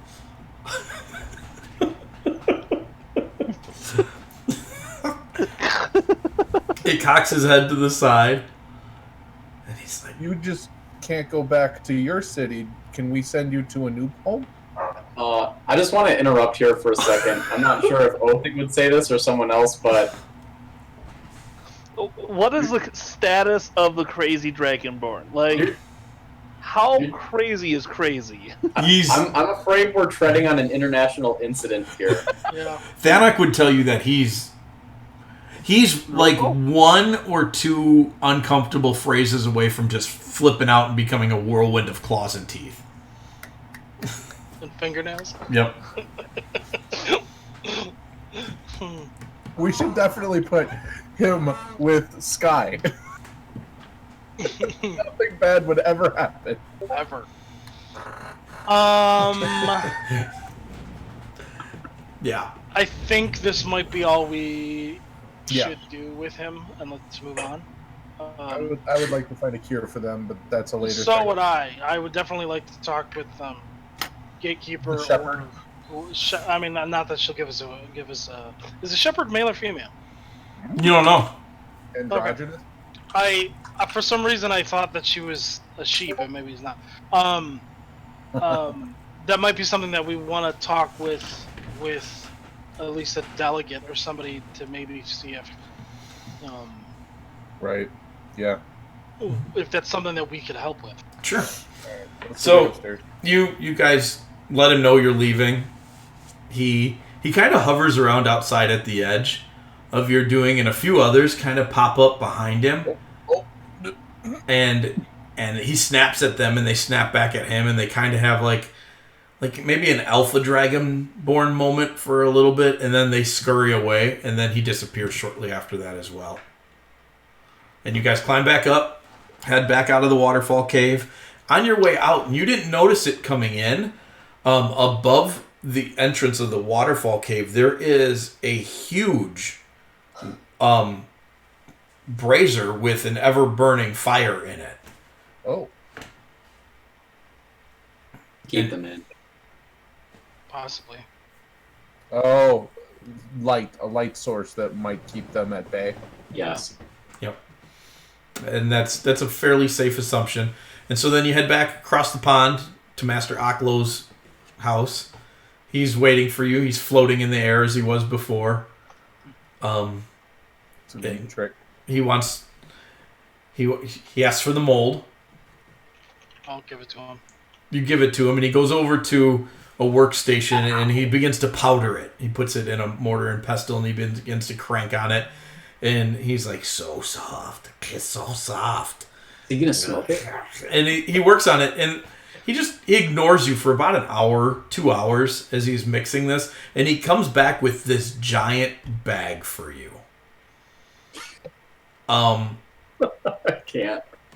It's like a large, like a pillow ball sized softball bag full of crushed herbs and mixed in with this mold that he has, and he tells you this is for when it stops working. When what stops working? And he just shakes his head at you, and he says, "This," and your mind all of a sudden just explodes on fire. And you guys watch as Thanak's eyes open up, and blood comes from his eyes and his ears and out of his nose, and he tips over backwards. And Master Aklo is giggling, just a little bit. And then he looks at you all and he says, "They all do that." What did he say? That they all do that. Oh. Jeez. They all float down here. Oh, no. 4 days later, Thanak wakes up. Oh. Did he get a long rest in? Yep. No. There's definitely a long rest. In that time, Thanak, though, you never left Master Aklo's dojo. Oh. And you have been training with him in your mind on how to go beyond the surface of the weave. That the weave is linked deeper than material magic. That it penetrates the very fiber of what creates life. And you have been taught how to better manage that. And you wake up with an entirely new outlook on your old skills, which now seem very outdated and inefficient compared to what he has taught you. Man. It's the opposite of Darius. Yeah. So, is there anything you guys would like to talk to Master Aklo about while Thanak's out? Because he seems in complete control of his consciousness while he's just wandering around his house. He's cooking for you. He's making rice balls. He tells you that these are great bait for soldiers if you need to ninja them from a rooftop. Yeah. Freaking always are. Just throw these on the ground, and any soldier Dude, I'm nearby telling will you, come you got an in. entire game with one rice ball, hands down. Game over. I would like to ask him about the monochromasia. Malachromasia? Yep. Yeah, he tells you a lot of what Thanak pulled out of that Dragonborn's mind. That it has been a disease that the Dragonborn There it goes.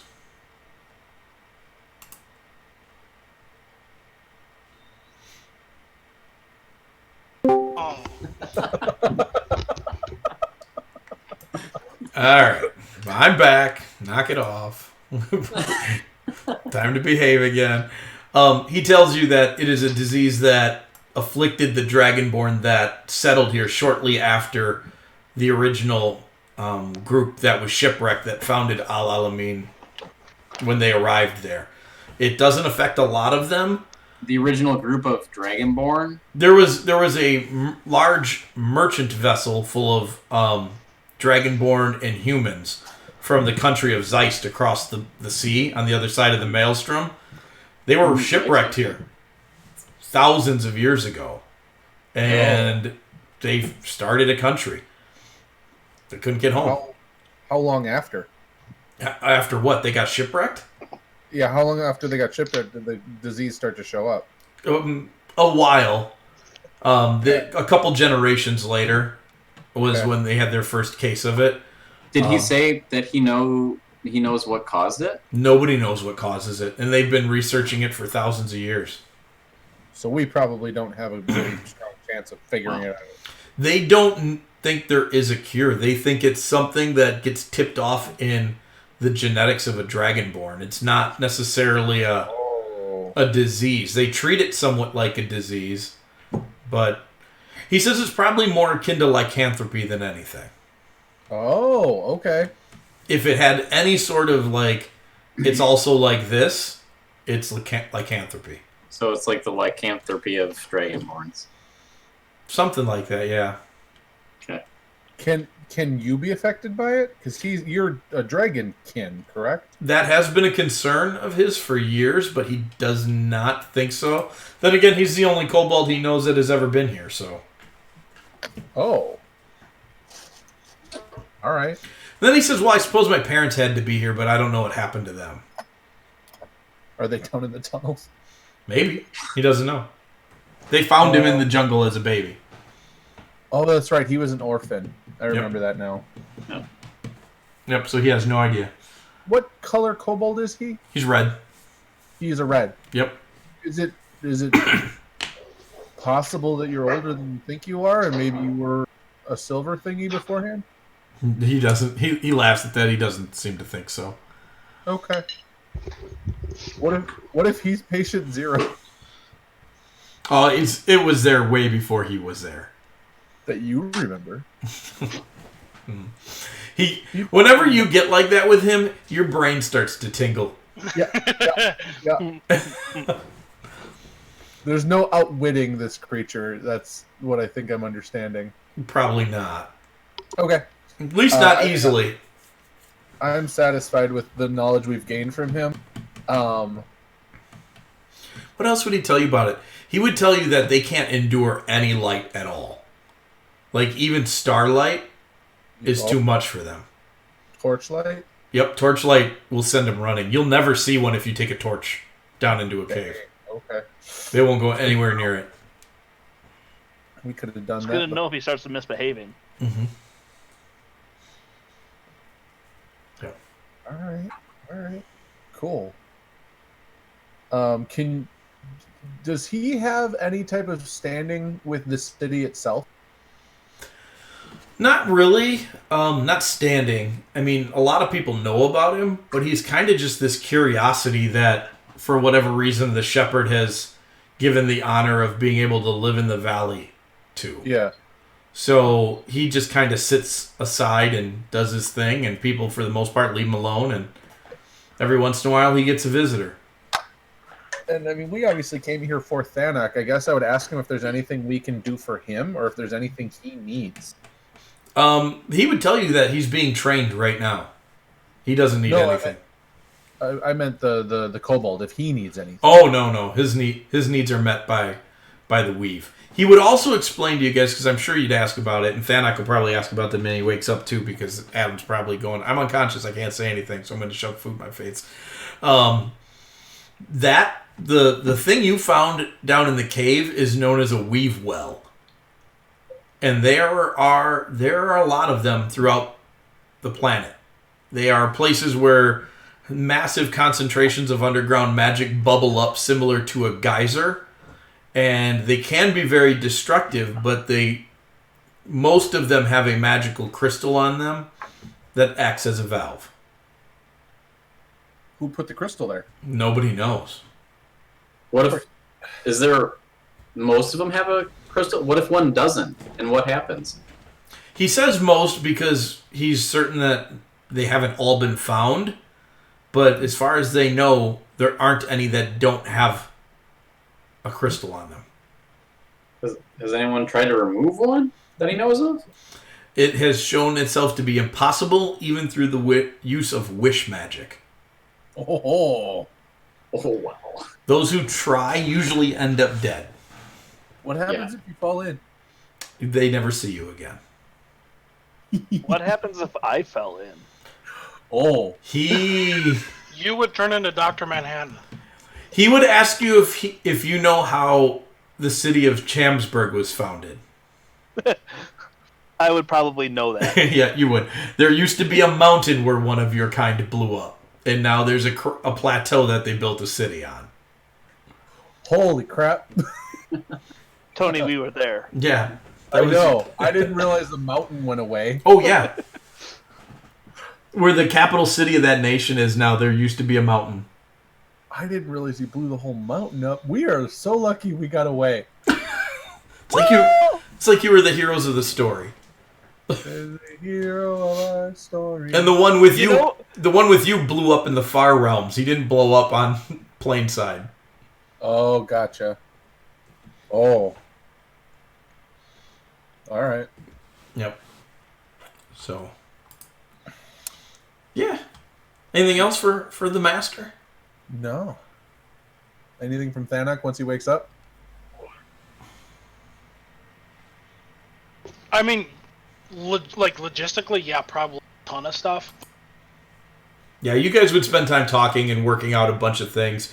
He would explain to you how your interaction with the weave now has changed. He would caution you against using your powers to probe into other people's minds, because that can backfire really badly for you. Not just pain-wise. You could actually accidentally give control of yourself away to someone else. Oh, hey, let's not do that. Yep. He says he's done it, in emergency situations, but if somebody of a stronger will knows what you're doing and they have any aptitude with psychic abilities at all, they can turn the tables on that real fast. Okay. So you would not want to use it on your Githzerai friend down at the keep. That would end up very, very bad. Yeah, okay. I have so many questions for him, too. Feel free to Discord me those things. I will happily answer those types of things in Discord. Actually, I'll be happy to make crap up as we go along in Discord. There. So you guys spend those few days there. You get back on the boat with Sabria, and she begins to instruct the rowers to head back down the river.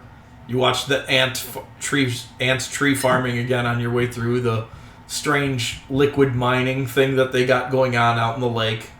I would like to acquire a seed from here if we can get one. Sabria would tell you could take one, but the trees here have an odd interaction with the soil. They will not grow outside of here. It's been attempted.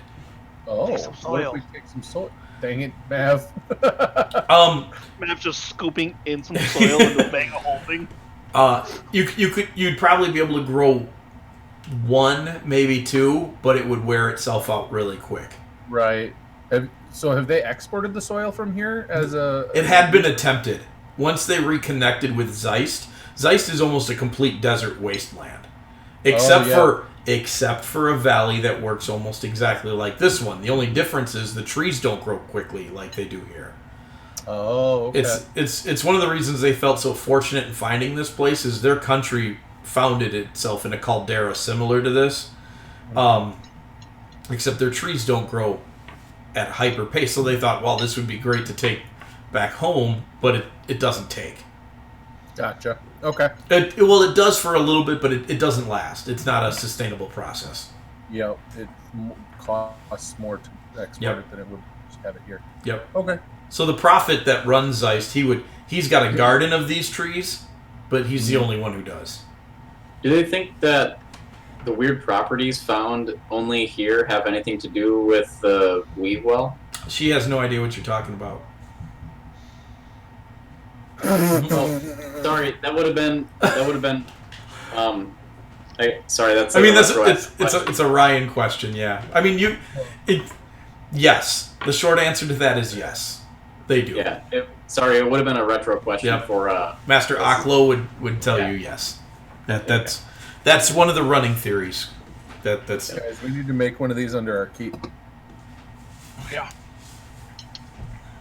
It's really hard in this That campaign grow because bears super quickly. Fanak, you should get on that. You can grow bears. It's just some weave we can guard. Weave bears being pumped out of this hole in the ground everywhere. Like, honestly, Othig wouldn't be asking any of these questions ever. Yeah. All right. Can you make a weapon out of them? I mean, between that and military tactics, that's all he really thinks about. Can we weaponize the weave? Yes. That's what he's good at. So, unless you guys have anything else to do, no. Okay. Did you guys ask while I was gone? Did you ask about finding a cure? Yeah, they've been looking for ever, thousands of years, and can't figure it out. So you guys are escorted across the city. Sabria takes you back to the gate. You're taken back to the room where you had the fruit dinner with the gatekeeper. She is there again, and you're getting ready to leave. You are polite. Sabria thanks you for your time there. She says to Othig that her brother will probably never stop talking about meeting you and the weaponized Christmas tree. And that gif of enter at your own risk is driving me nuts. To talk to him someday. If you came back? To talk to him, yeah. You are never allowed back. No. Not under normal circumstances. Okay. It would have. Yeah, this is not something you can just come back and visit to. You had a directive, you had a goal, you were taken to it, you accomplished it, and you will now leave and basically not return. Yeah. So, she says though, it's rare, but her people do travel sometime, so perhaps someday you might see them again. She's like, if she can't get him to shut up, she might send him to find you. Yeah. Then go see him. I will tell her where we are, so that he can find us easily. Okay, so you tell her, you give her your address. It's like, I live right here across the gorge with the river. Can we give her our sending number? Yeah. Sending digits. Sure. Your IP address. So, you guys are back out with the gatekeeper. Sabria leaves, and the gatekeeper asks how your trip went. Eventfully. Did you expected? Did you find what you were looking for? I think probably something more. Interesting. And then she says, "Are you ready to fulfill your promise?" Oops. Yeah. Follow me. And she heads out the other door, and she takes you through a series of tunnels, and then back out onto the far edge of the city, the east edge of the city, where you are loaded into a carriage that's in a... There's no view to the outside where they're here. And then some people open up some very large gates. And you're looking at these gates, they're huge, they're massive. They're like 30 feet tall, made of stone. And they start to open up, and the carriage goes through. There's no windows in this carriage. No transparent ones. There's curtains over all of them. And as you're going away, she's like, if you'd like to look, you may. I'm gonna. Yeah. There Are we are... on the map somewhere? No. I mean, if we opened up the Al Elohim map, you would be on there somewhere.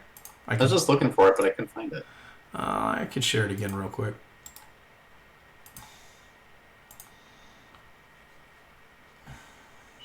Oh, unidentified map. Oh, I didn't give it a name? Yeah, I sure didn't. So you guys are basically right out over here. Okay. And You see that there are two 30-foot tall iron golems that work these doors.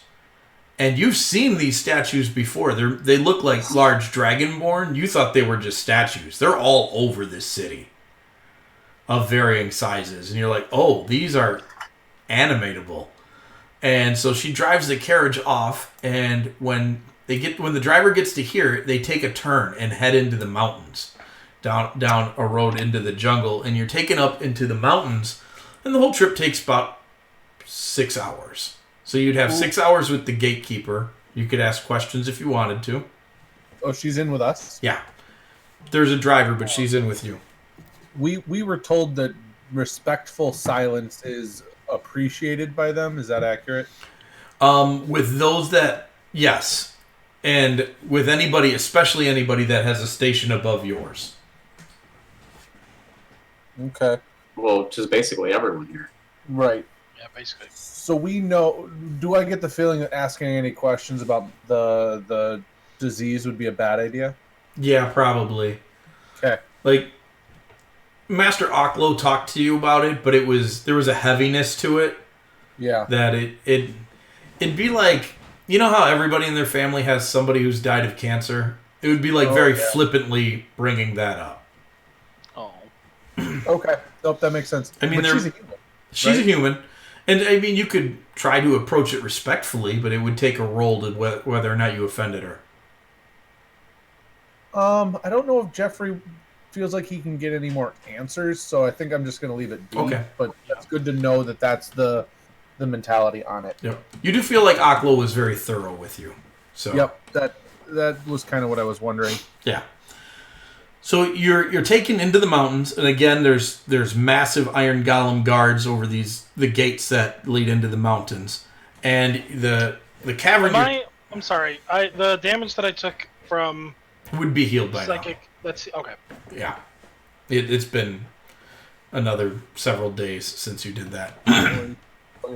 And my spells and stuff. Yep. Are now. Yep. You're all set.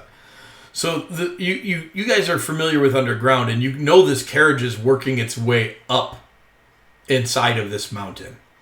It's doing switchbacks and it's moving up, and then it bursts out into the sunlight, and you know you're at the top of this valley, and there is a archway in front of you, and it's shimmering with magic. Mav would pick up on it right away. It's teleportation magic, and on the other side of it, there looks to be a garden. But it doesn't match the area that you're in.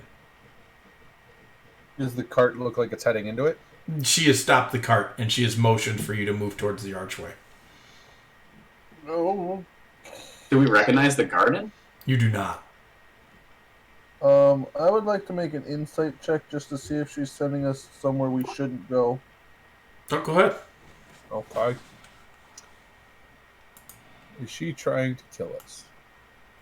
Would she have been?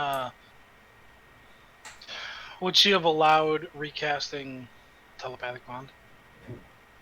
You probably would have had it up before you took this ride. Yeah, but isn't it? Well, you've How only. long does it last? Oh, it lasts an hour. Oh, it lasts an hour? Yeah. I thought it lasted longer than that. No, I don't think it does. You would have known from other interactions that spellcasting like that in her presence would be a no-no. That's kind of what I thought. Yeah. So Yeah, that's we fine. don't have that up then. No, we do not. She is incredibly hard to read, Jeff. Yeah. I would ask respectfully, what's on the other side? Yeah, or what would you have us do? Because she said something about fulfilling a promise, and she just wants us to walk through a portal. Like, She says, I didn't realize you were truly that dense. The shepherd has called you. I thought the shepherd lived in a tower. The shepherd does live in a tower. I'm just gonna walk through the portal. Yeah. Mav laughs and said, "Yes, they are that dense," and walks through the portal. And I'll just look and be like, I can't. I mean, I try, but I can't, and just walk away.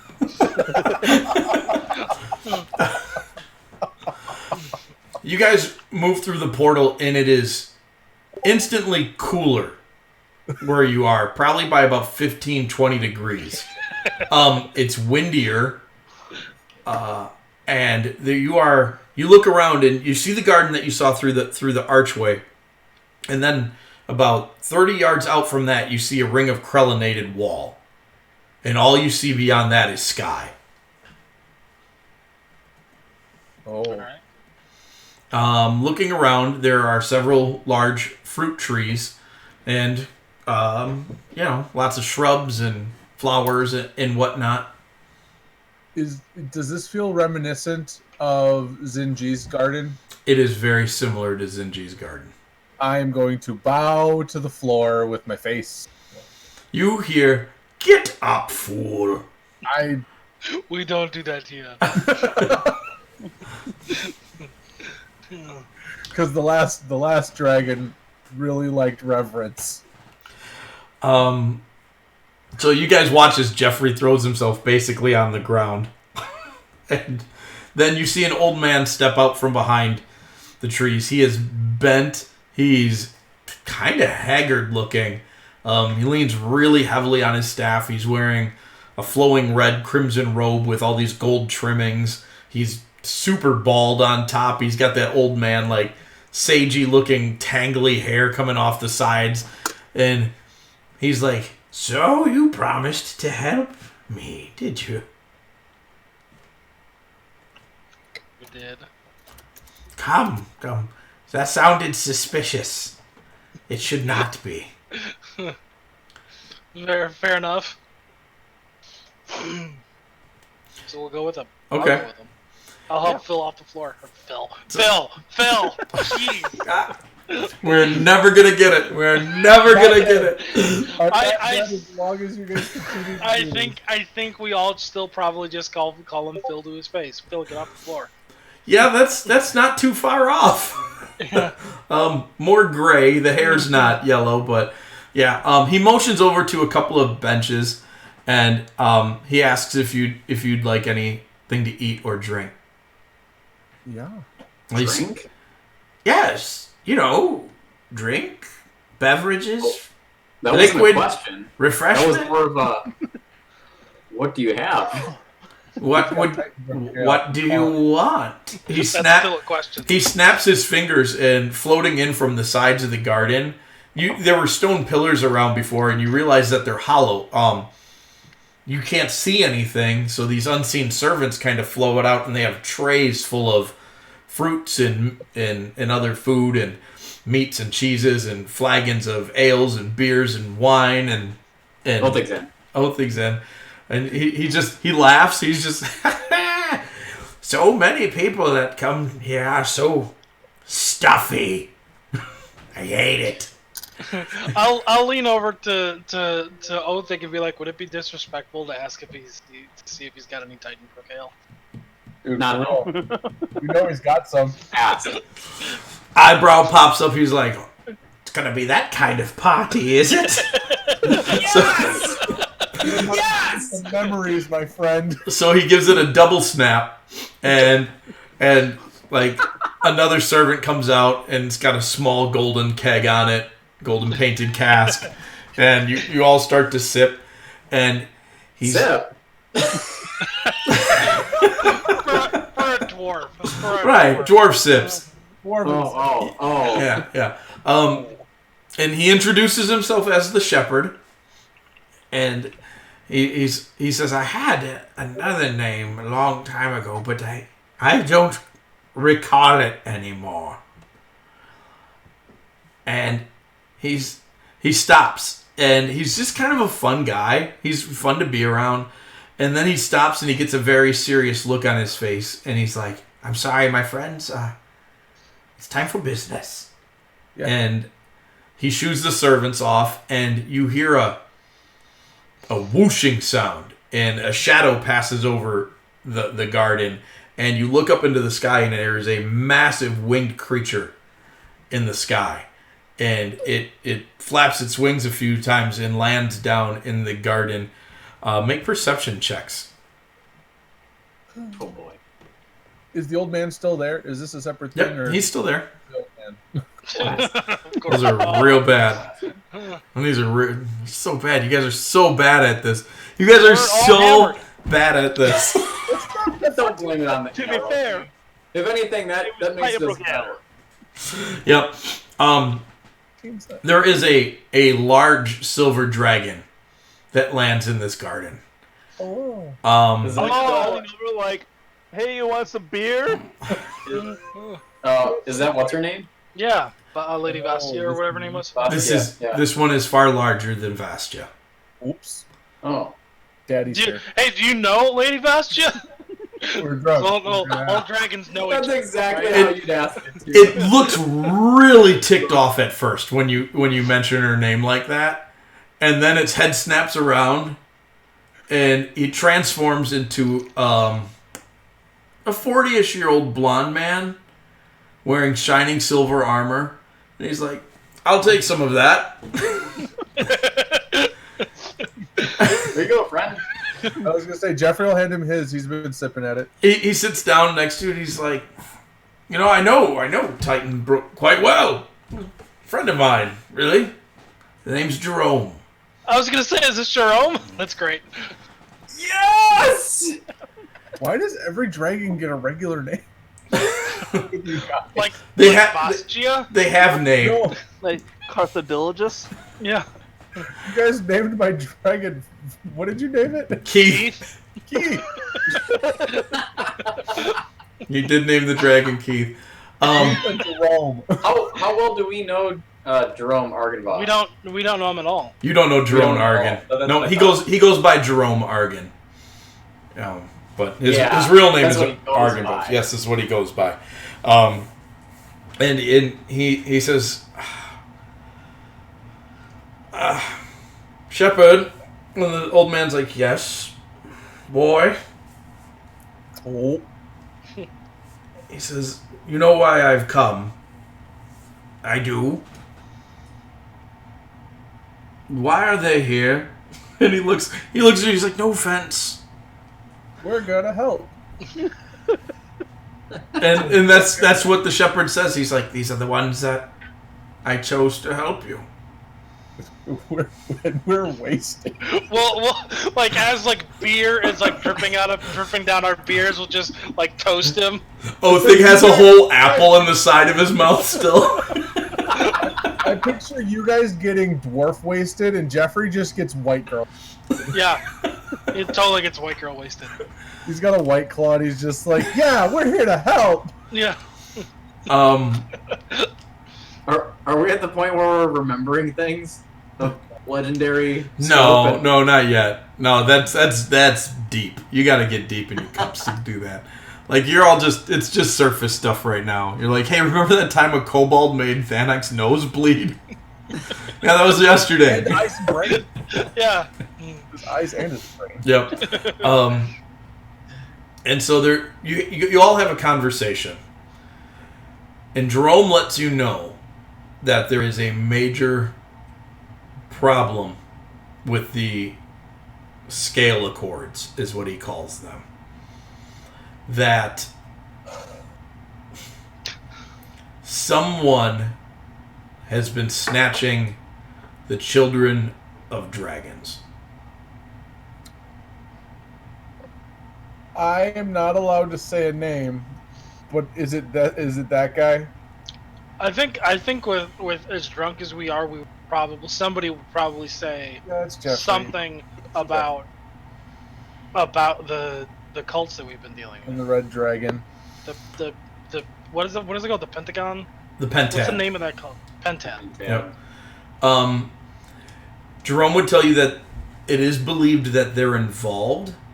He does not know if they're the chief culprit. Do we mention the dragon's name that we found? The lair that. Carathandrilus. Yeah. I'm waving at my wife. Sorry, she just came home and she's cute, so I waved at her. Deal with it. She's looking at me like I'm an idiot. She's like, she's flattered by me saying this, but it's like, you're an idiot. Yep. Anyways, you mentioned that name, and the shepherd gets a really sad look on his face. Oh. Oh. I would like to try and decipher if it looks like maybe that guy wasn't always a bad guy. Make an insight check. Or I'm guessing he was from here. Or- And maybe got chromatic thinged. It's...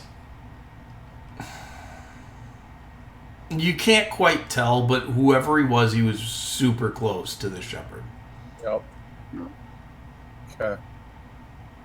I like that you can't quite tell with a 19 plus 10. Yep, I would like to respectfully ask. While you're white girl wasted. Yep. So, not so respectful. Ask about that. It was the shepherd's brother. Jeez. Yeesh. What is that? What has just happened? This gif is a girl in a black dress with a toilet seat around her head. That's it. Helicopter. Idiot. There it is. That's happening. He tells you it's Carathandrelus was his brother. Good grief. That's And right. almost destroyed the world. I have a meta question. Yeah. Chromatics and metallics. That's not what I meant. Is that what I meant? Yep. Well, that's They not don't get a question along. either. Not normally. So is that something that's because you said dragons work differently in your world? Is that something where that's a Faerun thing? No, And it's your a rules pretty different? standard thing that chromatics and metallics don't get along. So would we know that? Would we know Yeah. that they don't get along? I mean, it's pretty common legend and lore. Have we just kind of figured out that the shepherd might not be a metallic dragon? He's a red dragon. No. We haven't picked up on that yet. He hasn't. I think shown us. I think I picked up on it as soon as he said he walked in red cape. I thought he had a gold cape. I missed It was that. red with gold trim. Gotcha. So this guy is a red dragon. Especially since he just said Carthan. As soon as he said Carthan Dantle, whatever, it was his brother. All of a sudden, Yeah. it was Fist and Dantle. It Yep. was like, oh, he is a dragon. I don't think I'm gonna make any statements about that. Thanik can make it. Come to Mo. Thanik would definitely make a comment, probably bluntly. A question about chromatics and metallics not getting along. So how did this happen? This meeting between a silver dragon and a red dragon. Jerome snaps his head around and he begins to chastise you really severely. Like I'm you sure. can see the ice like coming out of his human form. Like he's contemplating destroying you. We're gonna die. And Character. and the shepherd puts his hand on Jerome's shoulder and says, "Don't. It's okay. I'll just The microaggression. I'll just show them." And he transforms into a... I want to use the word multicolored, but I don't want to give you guys the impression that he's fruit stripe gum. Yeah. like a prismatic. Sort of, but it's more muted than that. Instead of being red, he's crimson. Instead of being gold, it's like brushed gold. It is a blending of colors in a much more fashionable way. His scales, the more you look at them, they're mostly red, but they're trimmed in a goldish tint. His horns look to be of pure silver, but his claws are black as ebony. He seems beyond color. Huh. Or at least it's more part of him than separate. And he explains to you that he and his wife were the first. Oh dear. Oh, the first dragons. Yes. Oh,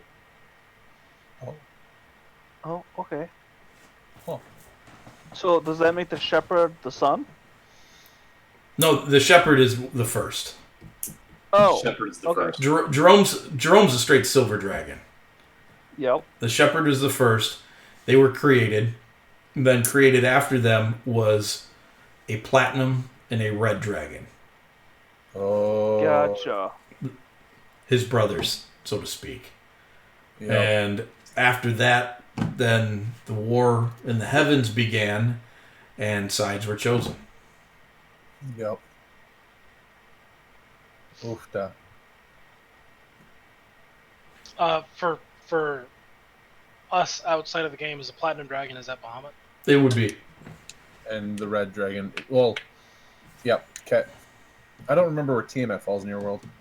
Tiamat is a completely different entity that just takes on the form of a five-headed dragon. Gotcha. She really likes that. She's not necessarily... Yeah. She's definitely wrangled control of the evil chromatic dragons. Yep. So Jerome is his other brother. Jerome's just another dragon. Oh, He's okay. somewhere down the line. Yep. All right. Got it. So what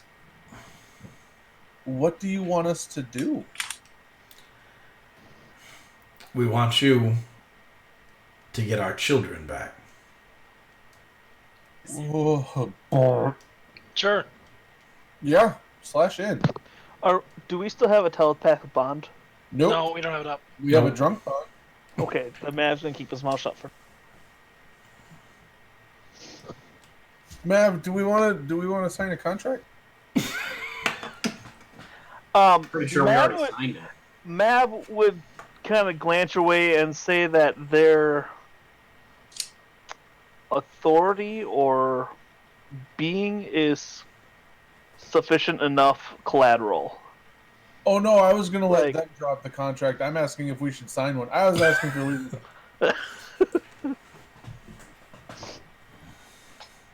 Do we want to sign a contract? Yeah. This would be like the most powerful man in the world coming to you and or one of the most powerful coming to you and being like, "Hey, I need you to do this." Like, Yeah, I what mean, do you and need? That's I mean, he how would I ended probably- up with you guys. That He is would- literally how yeah. I am with you. the most powerful person in the world, if he wanted you to do something, it would probably be a smart idea to get a contract so you know Probably what you need would. to do. I would ask them if they want a contract. I think we already signed it. Contract in the sense of A contract. like so that we understand what Yeah. The We need to parameters do. of success. Okay. yeah. They are unfortunately unaware of They don't have hands. They can't sign anything. No, it's funny because Jerome landed as a dragon and transformed into a human, and then the shepherd transformed from a human into a dragon. He would change back at this point in time, sit down and sigh, and he would say, "We don't know yet." Is he immortal? He says that's an interesting word. The long answer is no. The short answer is yes. Those are both Yes. short. That's legit. It's all clear now. Yeah. Do you think you will know sometime within the next 2 Here's- Thursdays? Here's our number. It's 1-800-GRANITE. Yeah. He Call us is anytime. he is asking you if you could be. Well, actually, he's not asking you. He's calling on you to fulfill your promise. Yeah. And to when there are places in the universe they are not allowed to go. Oh. Mav is going to fill up a standard operating contract and just put TBD in every checkbox. Yeah. Determined. Signed by Granite Max. He- There has to be people out there more powerful than we are. Why us? Just because we. I will look at him and be like, "Are you daft? Do you know who we are?" You really want Jerome to kill you, don't you? I'm just gonna throw this out there, Thanak. One guy with a staff did beat the crap out of us and our family. Yeah, but that was like 2 3 weeks months ago. We're like so much better now. That was like 3 months ago. The shepherd would laugh. He would stand up, and he would go over to one of the trees, and he would pull off a piece of fruit. And it's a big piece. It kind of has like a coconut thing going on to it without like the hair. It's a very hard, nutty, big piece of fruit. And he just digs his fingers into it and busts it open. And inside is this glowing red seed. And he takes it and he puts it in the ground. And he stands back and he starts to whisper something. And this massive, like, oak tree looking tree grows up out of it. Oh. And he just looks at you and he says, sometimes it's about potential. I appreciate everything you just said.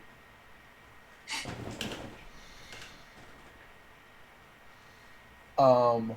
All right. So, So I would relay the experience that I had in Zinji with them. he's familiar with it, which is why you were chosen. Yep. I would ask what they're using them for. Because the ones in Zinji were just being used for political intrigue. Those were being held until they could be moved. So they had no intentions of giving it back. None. That has become abundantly clear. You would also learn at this point in time, did you ever tell the guys what you did? Nope. They're learning about it right now. This is what he told us about. He went over there and he told some people that he shouldn't have, probably a dragon, Tiamat, and then he almost died. That was the extent of what he told us. Uh-huh. He helped rescue the Emperor's eggs. The Gold Dragon Emperor of Zinji. Oh, okay. Yep. Oh, okay. Yep. So he helped fix that problem. And so, yeah, they were basically politically holding the country hostage so the ogres and the hobgoblins could hold it without a war. And Jeff freed them of that hesitancy. And the Emperor kicked their butts. So, they were being held, basically, in transport. And then you would also come to find out that's what Vastia was doing with Zilithan, is that Zilithan was guarding her eggs. And she became aware that somebody who should not know knew. Mm-hmm. So she came to collect them and leave. Yep. Huh. Is she safe? I would ask. Argon. He doesn't know. He's like, dragons everywhere are taking their children and going into hiding. Is there any place safe? What? Why are they... Ryan, what? Answer Tony's question first. What? Answer Tony's question first. Yeah. Is there any place safe? Yeah. Very few places. And most of them, they're not allowed to go. What is that? You keep saying that. What does that mean? Dragons are not allowed in certain planes. They're not allowed back into the celestial core, which contains both the heavens and the hells. Yeah. Yeah. There's other places, demi-planes and things where they're forbidden. Who forbidden how? Is it like a DNA thing? Like if you're a dragon, you just can't come in? Or is it like... Sure. I mean, like... is it like there's a guard stationed at the entrance that's like you're not allowed in here? More the first. Okay. It's more like a wall that they just can't pass. What about the is it the Abyssal Sea? The astral drift? Yeah, that. They can go there. I mean, with as big as that is, wouldn't that be a safer place where you could see people coming from a long ways off? They don't know. That's the problem. Gotcha. Okay. They believe they're being hunted, and that there are beings out there that can sense them and detect them, in a fashion they've never experienced before, which was part of Vastja's ruse, was to suss some of that out. Yep. They don't know by who or why, though. Yeah. They just know that it's happening. They don't. Do we has any of us actually brought up Tiamat to these people in conversation? I don't know how much of it was us talking about it as players and how much of it was... I don't think she's been broached in this conversation yet. So I would ask, kind of without bringing up the name, but definitely referring to Tiamat. Specifically talking about like the Pentad cult. As far as like our basically, as without being a douchebag and just saying Tiamat. The question that I'm trying to figure out how to ask is, would Tiamat, because she's not really a dragon, or is but isn't, or is in this weird, would she be able to go to these places that other dragons can't? She would. They look at each other with that, but none of the evidence points to her being behind it.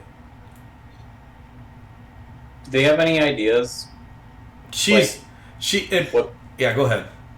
Sorry, do they have any idea, like, the purpose behind this happening? Like, do they think it's in sacrifice to something? Do they think it's, like, do they have any ideas? They say yes. And so they couple of things here. They don't want you to get the impression that they don't think Tiamat's a problem right now. You mentioned the Pentad, and this is only a quasi-related issue. The Pentad is, they believe, a distraction, and she is part of that. But there's more going on to it than that. Like, she is definitely a faction of the Pentad. Mm-hmm. But she's saying, these guys are saying that's someone else's problem at the moment? To some degree, yes and no. Okay. It's everybody's problem, and the issues are related, but not directly. I'm sorry, Ryan, what was your question? I wanted to get that first part out. Now I farted your question. If they knew what, like, if they had any ideas, like, any guesses as to, like, why this is happening, like, why children are being targeted. Like, if it's, like, in ritual to something, or... They believe so. They would pass you... the shepherd would pass you a scroll. And he would say, most would consider this forbidden to handle, even in my presence, but I'm going to give it to you. And it is a piece of the dragon cult's scriptures, and it is about a moment where Carathandrillis and a woman who achieved dragon half-breedism through the corruption of eggs and created the dragonborn race.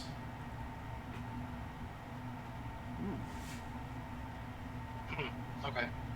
But it destroyed an entire generation of dragons. And those that came after it because of the magical corruption were often more prone to being problematic than they had been in the past. Younger dragons tend to be the kind that maraud and burn down villages and thatch-roofed cottages, where older dragons were more subtle, and even the chromatic were more benign in their relations towards people. So they think that someone's trying to create a new generational race of dragonborn? They don't know, but that's the last time something guess? like this happened, and it had to do with Carathandrillis. Okay. Does, I assume, he knows where... I'm trying to remember what we've found of Carathandrillis or whatever. Yeah. Was that his tomb, or was that a... That is news to them, and they don't know what that is. They suppose that was probably a reliquary for his bones, and his cultists have been trying to regather them again for centuries. Yeah, didn't we find some either like some writing or something magical down there that said it was like his something like his burial spot or I don't remember exactly what or... it said, but it was something about him. That's how we found his name. Yeah. And it was something about he will return. Yeah. It's like that was his point of entry back into the world. Or something, his bones would rest here until the day of his return. That was the gist of it. So Mav is going to bring up the lasers in the hallway, and then ask if they have any thoughts on that. It was probably to keep intruders out. But they don't know. They're not the ones that set that up. They were not. Well, if they didn't know the location, it would be weird that they set that up. Well, I would definitely make sure that they knew where that was. I would tell them exactly where it was. Okay. Where was that? It was in the Widow's Pass. Yeah. Between the North Empire and Balanovia. Oh, that's right. I do remember that now. Yeah. So a lot of information passes here as well. Do you guys have any more direct questions? I will post a bunch of information tomorrow as well, including the scripture roll. Okay. Because we're on the topic with somebody who may have an answer, since this guy's been around forever, the development of this disease, does this have anything to do with all of this? The disease has been around since the creation of the Dragonborn. It had not been seen since the first war with them, though, until people moved here. He has long pondered its position here, because there's other nations of Dragonborn people around the planet. Right. This is the only place that happens. Is it the juxtaposition to you? He is not entirely uncertain of that, but then again, he says we are 4,000 miles away. Wait, we as in we right now away from your city? Yes. Oh. I'm not. And he motions to the side of the tower. Yeah, you said that we just see sky. You are floating just below the cloud line. All you can see in every direction is ocean.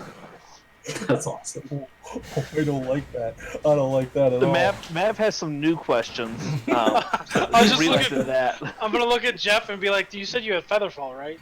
Yeah, it doesn't last long enough to make it all that way down. Well, just wait till the end. Yeah. It's like you're probably a ritual cast it indefinitely on the way down. All right.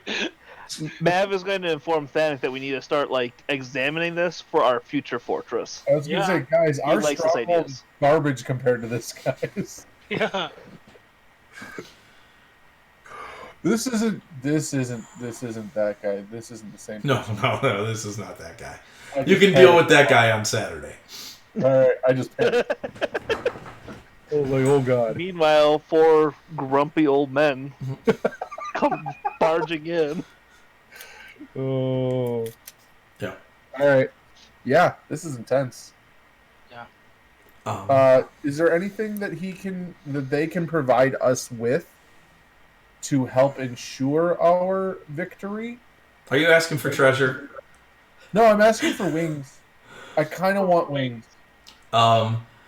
He says when they know more, they will give you gifts appropriate to helping you with the situation. Oh man, drunken Jeffrey just sits down with no wings.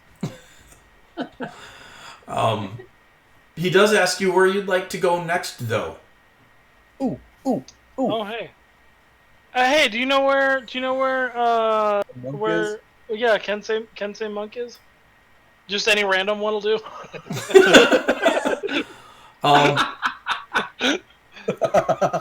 He mumbles a few words and waves his hand, and a large crystal ball comes floating out of one of the pillars. And he holds it, and he's looking at Othig, and he's like, "You seek a master?" I do. And he throws it off over his shoulder, and he says, "He's in the town just south of the Great Lake in Balanovia. He's been there for about a month." A month? I can send you there. Do we have anything else? I don't think so. I think the only thing that I would ask You can retcon a lot of this too, because if you're like on Monday, you're like, "Ooh, I want to ask him this." I mean, 3 weeks later, no, you can't. But this next week, sure. No, just logistically is contact between the two of them. They'll contact you when they need you. Okay. Because I assume we can't go back to Al-Alhim. You could. I mean, would we be allowed in? Yeah, are we allowed back in Al-Alhim now? No. He says the cultural protection that his people there have woven into their being is temperamental. Right. Right. So I wasn't assuming that we would be able to actually come back to do this. He could return you to the gatekeeper, and she would take you back to the port.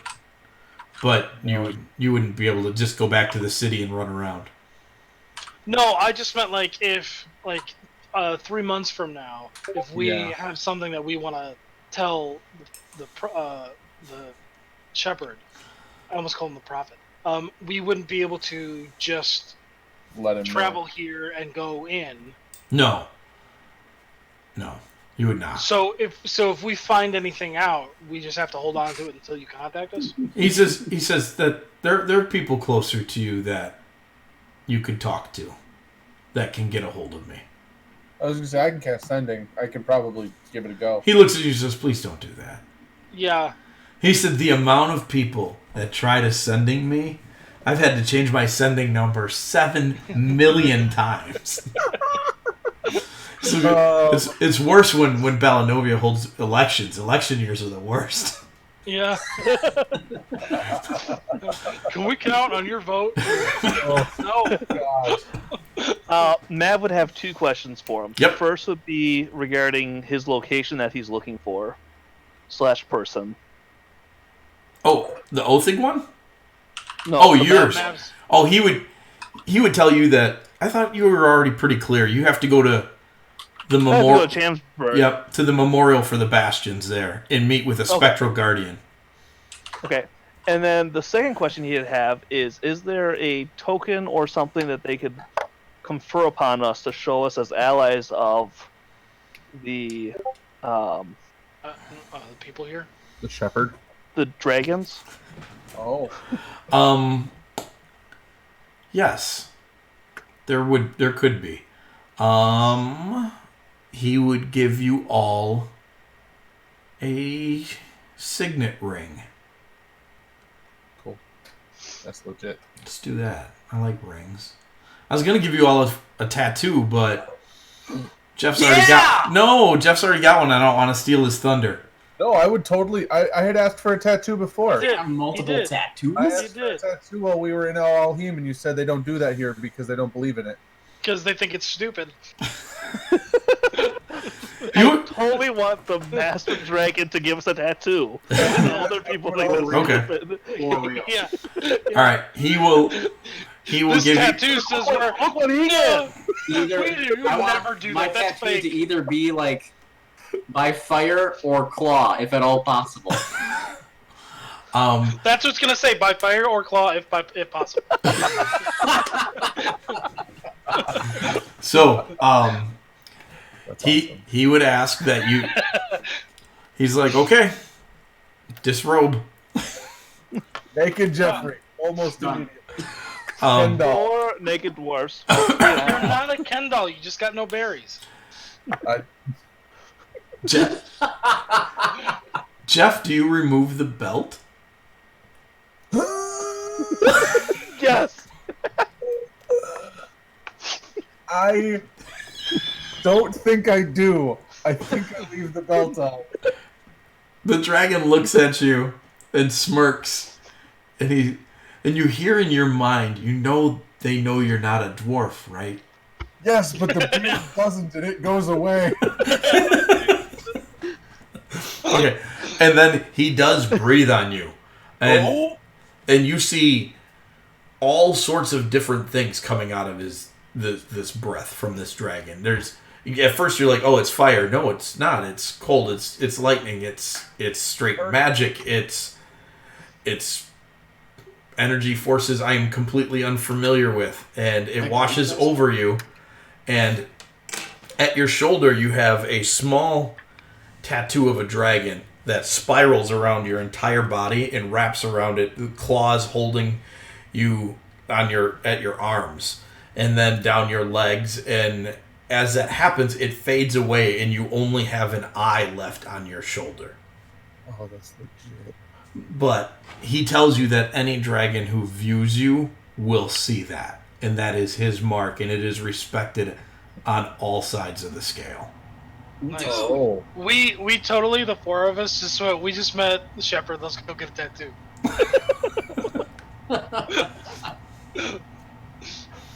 Yeah.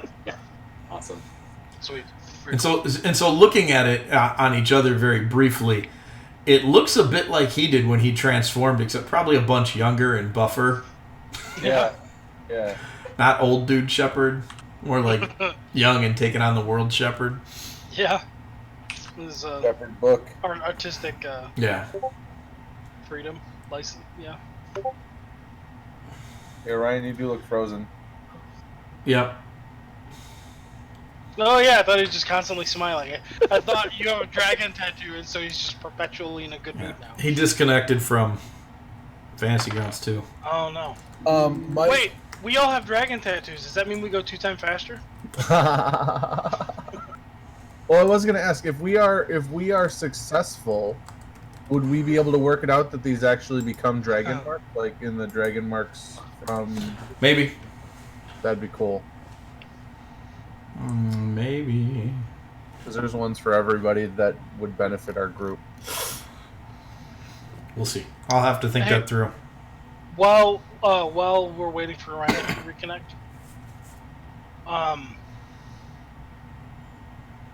we have to redo my keep bonus because I don't have action surge anymore. Oh. Why not? Because he's technically not a fighter anymore. I'm not a fighter anymore. Why do you still have so many hit points? Because I'm still a BV boy. You. Yeah. So. Because I still have a stupid high constitution and the tough feet. Oh, yeah. Is whatever you are the same hit dice? No. It's one die less. Gotcha. So. It's a D20. Yeah. We lost him good. Yeah. My guess is his desktop rebooted. Because he's Maybe. gone. He's gone. He's gone. Which is dumb. Oh, good. There he is. There goes. Which is dumb because we're about to go do his like little thing, and he's gone, and now I don't know what to do with my last half an hour of time. So, with no other questions, then my internet hiccuped hard. Yeah, I see that. The shepherd will reopen the archway portal, and you see through it a man sitting on the side of the road, completely covered in bandages. Just sitting there. I thought my brain entered Band-Aids. Like SpongeBob bandages. He's completely covered in SpongeBob bandages. No, he's wrapped up in linens and bandages. It gives him a bit of a mummy feel, but he's not a mummy. I mean, at least he doesn't look like a mummy. He doesn't have that undead like junk going on around him. Right there. There they are. Incredibles. Yeah. You can just have those around.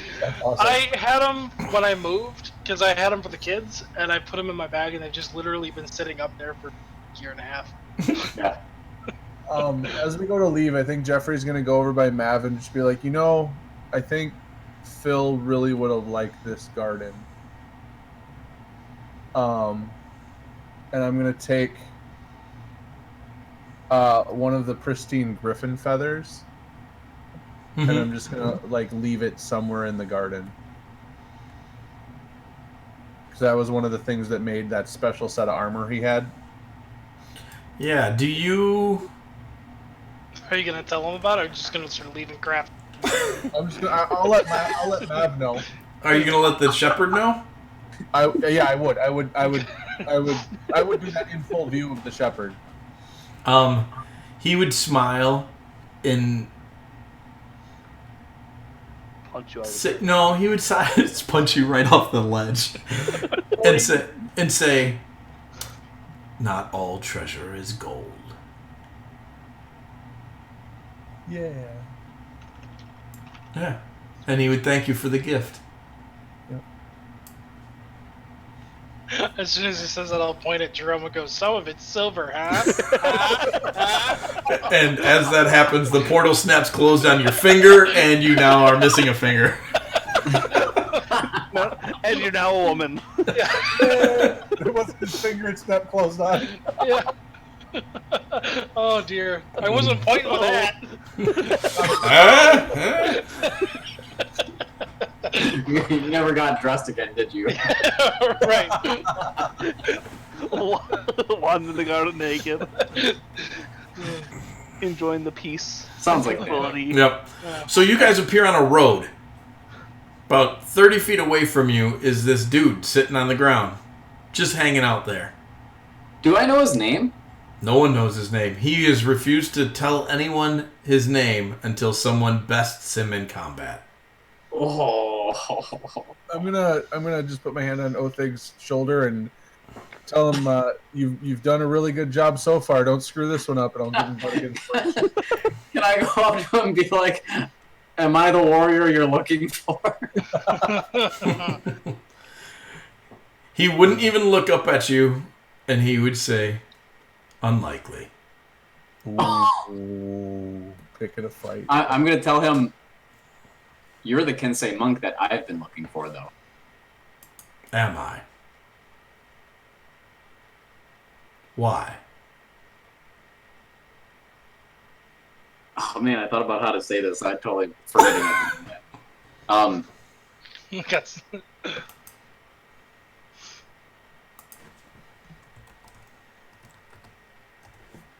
Yeah, gosh, I just can't remember it. I can't remember what I was gonna say, Okay. but I'd say something to him about how, I mean, it's like, it's what I know I need to do to help my friends and to help things bigger than ourselves. So you seek advancement. To aid others. Foolish. It's an endless quest. One that cannot be solved with a weapon.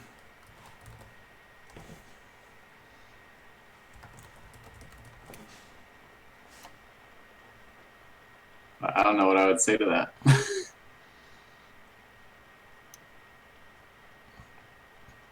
Do you still wish to challenge me, warrior?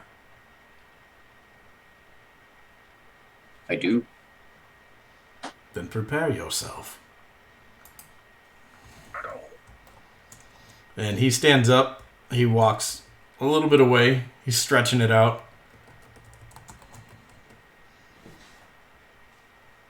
I assume this is a one-on-one thing. It is a one-on-one thing. That's what it sounded like. So we'll just huddle around Othig and psych him up, and I'll sit him down on a stool, and like I'm his coach in the corner, and start slapping at him. Come on, get angry! Come on, you got this! You come on! Just like, Right. So yeah, Ryan, you have a bardic inspiration, and while you do, your proficiency is at a +1 until you use it. it's good to know. Do I, in doing this, do I know that I should be taking any like aid of that nature? He doesn't seem to mind. Okay. I'll give him one too. Hey, you're doing great. I'll give the other guy a bardic inspiration too. All right. And I will use my hammer to make the war-gongiest war gong there ever was. He slaps it while it's on the back of Othig's back. Mm-hmm. Yeah. Oh, Right on. I always just assume that Othig's war gong is like up on his back like a flag bearer. Yeah. Like it's always out. Yeah. Yeah, absolutely. It is always out. So you see him, he kicks off his cloak, and he's got on some armor, kind of like gladiatorial style, and out from a bag he pulls a helmet, and it's one of those like Greek gladiator helmets. It's got the big mesh face, and he slides it on over his head. And then he pulls out 2 sticks, and they're only about a foot long each, and he shakes his hands, and from out of them 2 pole axes pop, and he just starts to spin them really lightly in his hands. Wow. He's got 2 pole axes? Jeez. And that's my design! What's a pole axe? it's like a pole arm, but It's a halberd with an axe. Oh, Yeah. okay. Yep. Did you roll initiative? I did not. Because you need to. This was totally your opportunity to call that, Ryan. Mav is going to pull out a deck of cards and just start pulling up a game for the guys. Yeah. All right. Oh, I'll totally sit down and play cards. Othig, you are up first. Amazing. With a 9? Yep, I rolled a 7. Wow. Good news, this isn't a monk. Well, I mean, I rolled a 4. So, I'm not going to attack. I'm going to hold my action until he attacks me. okay. How patient are you? Patient enough to know that I probably have something to learn from him.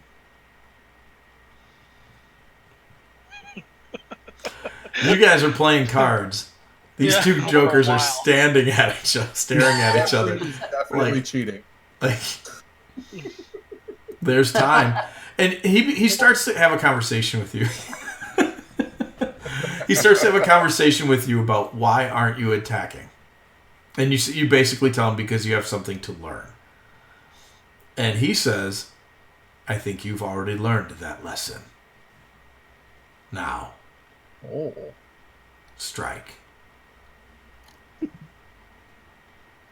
This is gonna hurt. Probably me.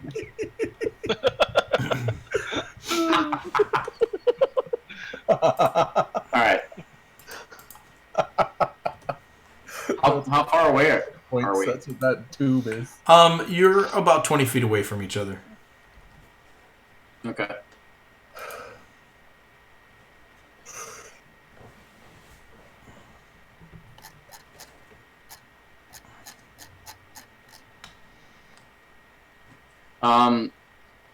Is he using like a parry at the moment? Like, would I recognize that? You said he was spinning both those. It definitely looks like he's got a parry thing.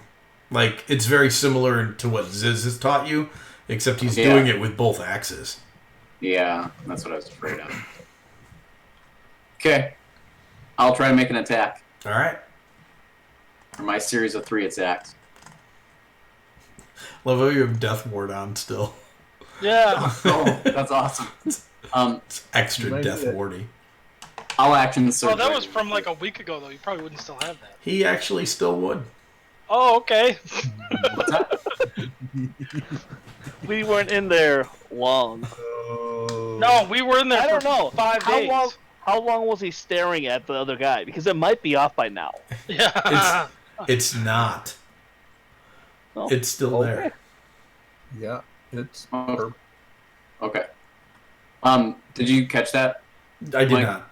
You're using I'll action action surge. surge. Yeah, go for it. You just Okay. start cranking them out. So that first Doing- attack is a crit then, right? Do I get my 1 crit? Yeah. Yeah. Okay. You got to hit him first. Yeah. that wasn't. Yeah. Don't forget. I mean, I'm sure you're going to hit him. We'll find out. You might not. 22. That'll hit. Okay. Yeah, That'll be just, my auto crit. just throwing them out there. That's 1.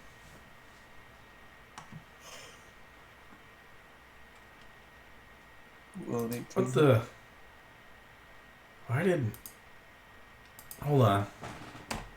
There. The type. Yeah. 18 will not hit. You should be able to roll on him right in the combat tracker. He's not He's in not our in. He's not in there. Never mind. Now he is. Yay!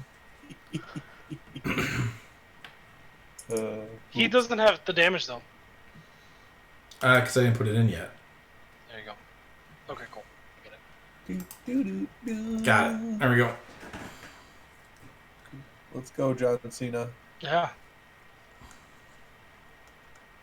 Oh. Oh. Oh, there we go. Go home. Does he disappear?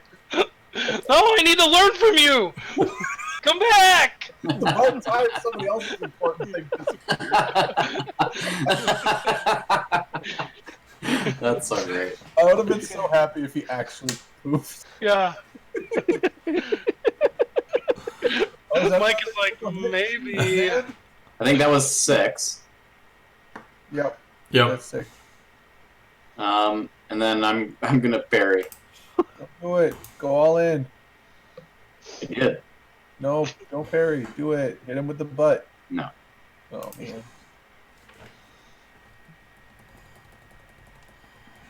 Alright. Alright, so you throw your parry on, and that's going to make it his turn. So he is... Why isn't it...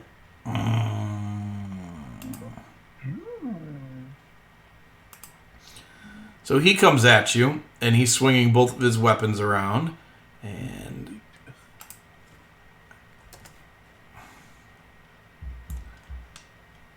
You are immediately decapitated. Got him. That's really funny. We're I want gonna to see if find this... out New character is this Kensai monk. So he's going to hit you with this first attack, and I need you to make a strength saving throw. Ooh. Cool. Oh, I'm he gonna crushes- he I'm gonna crushes your indomitable collar. that. Okay. 19. That's All much right. better. It is much better. So you're knocked prone, Oh, noes. and then he's going to hit you for 14. And then- Absorb? You still have the inspiring leader feat thing. He's coming at you with his second axe.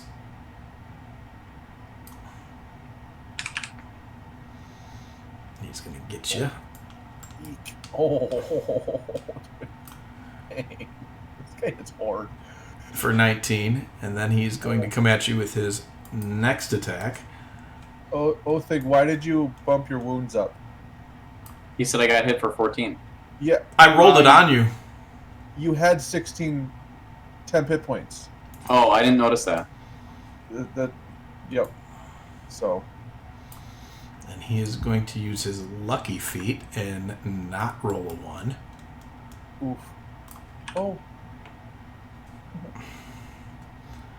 And then he's going to spin around with his fourth attack. Jeez. he's a higher level.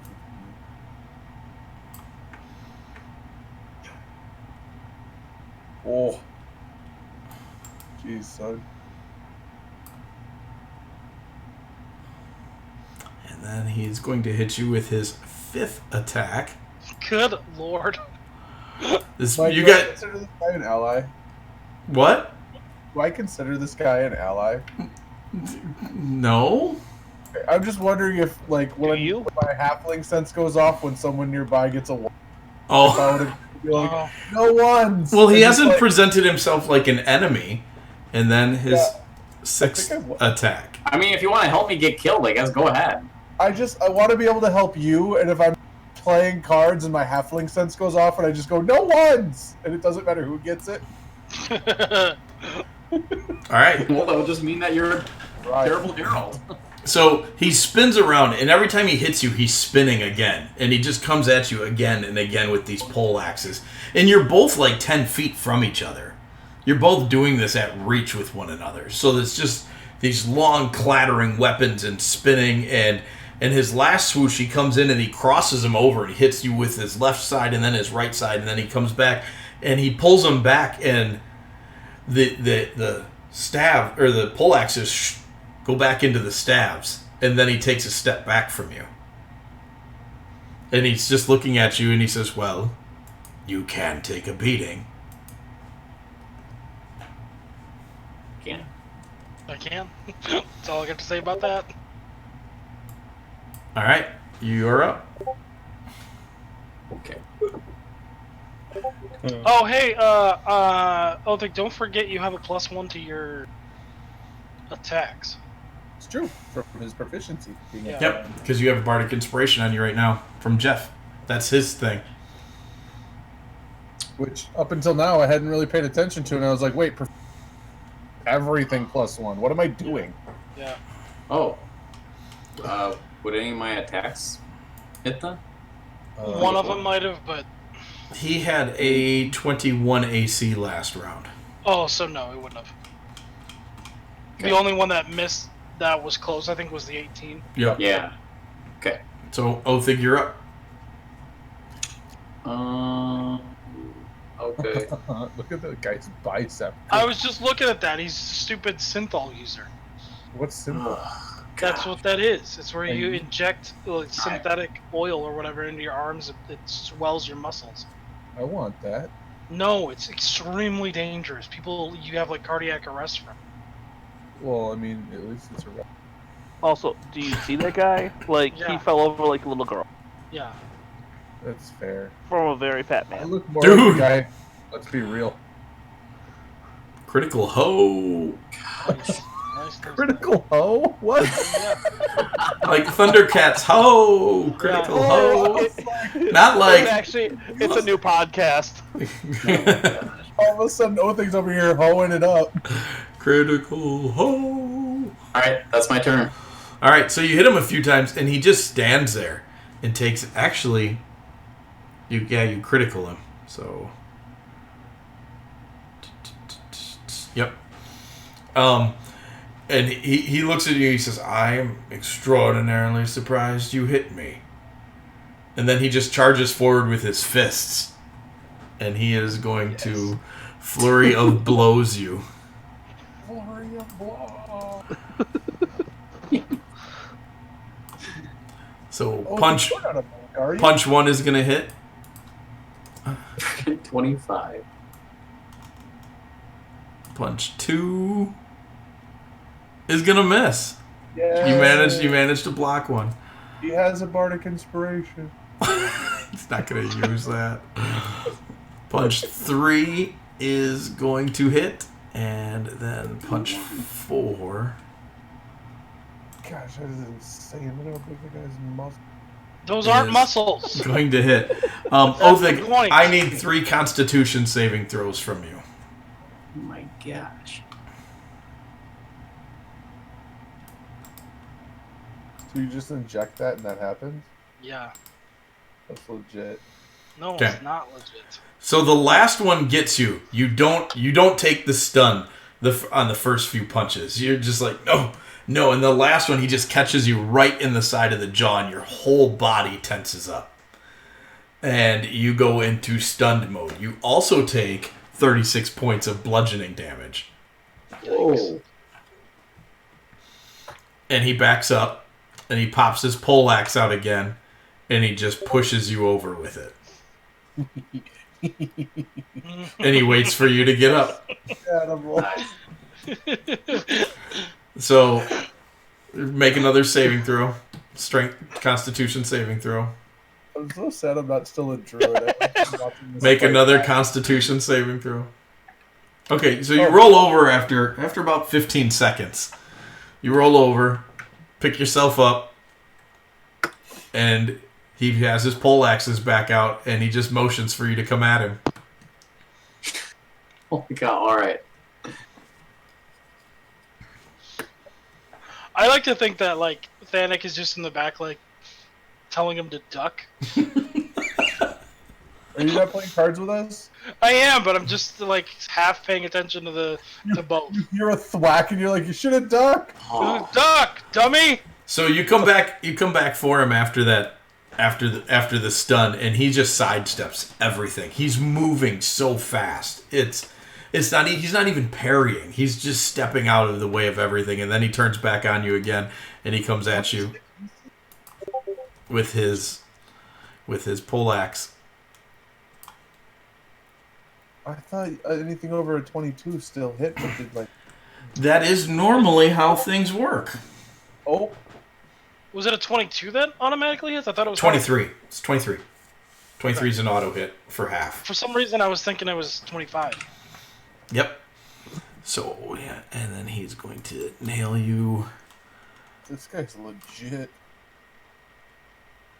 I think if you beat this guy, you're going to be real strong.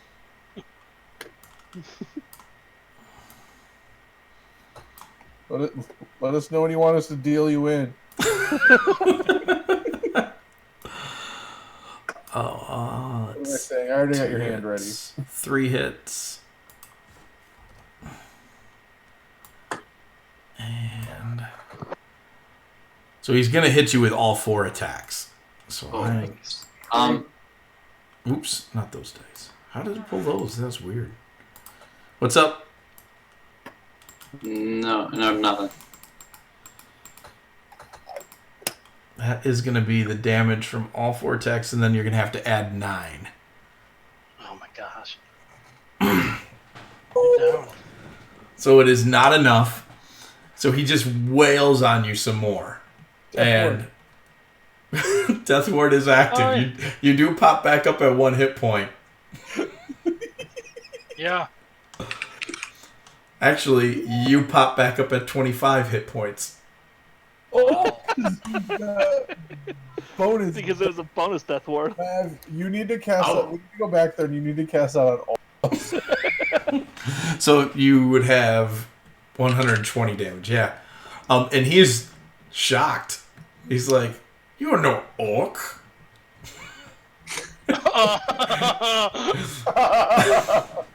I'm not. Very well. Your move. And he strikes a pose on the ground, and he's got his pole arms out in front of him, crossed. Goes the orc again. I'm about to flip this table.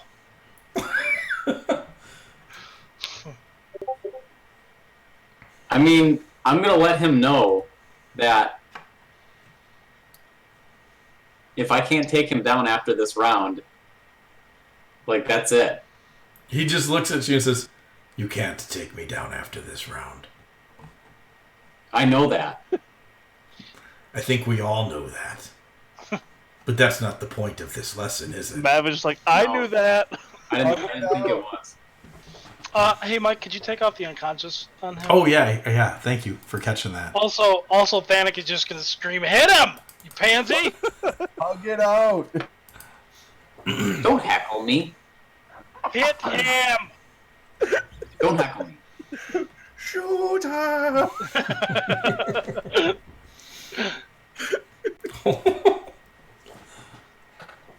Oh, another Holy crit. buckets. Jeez, man.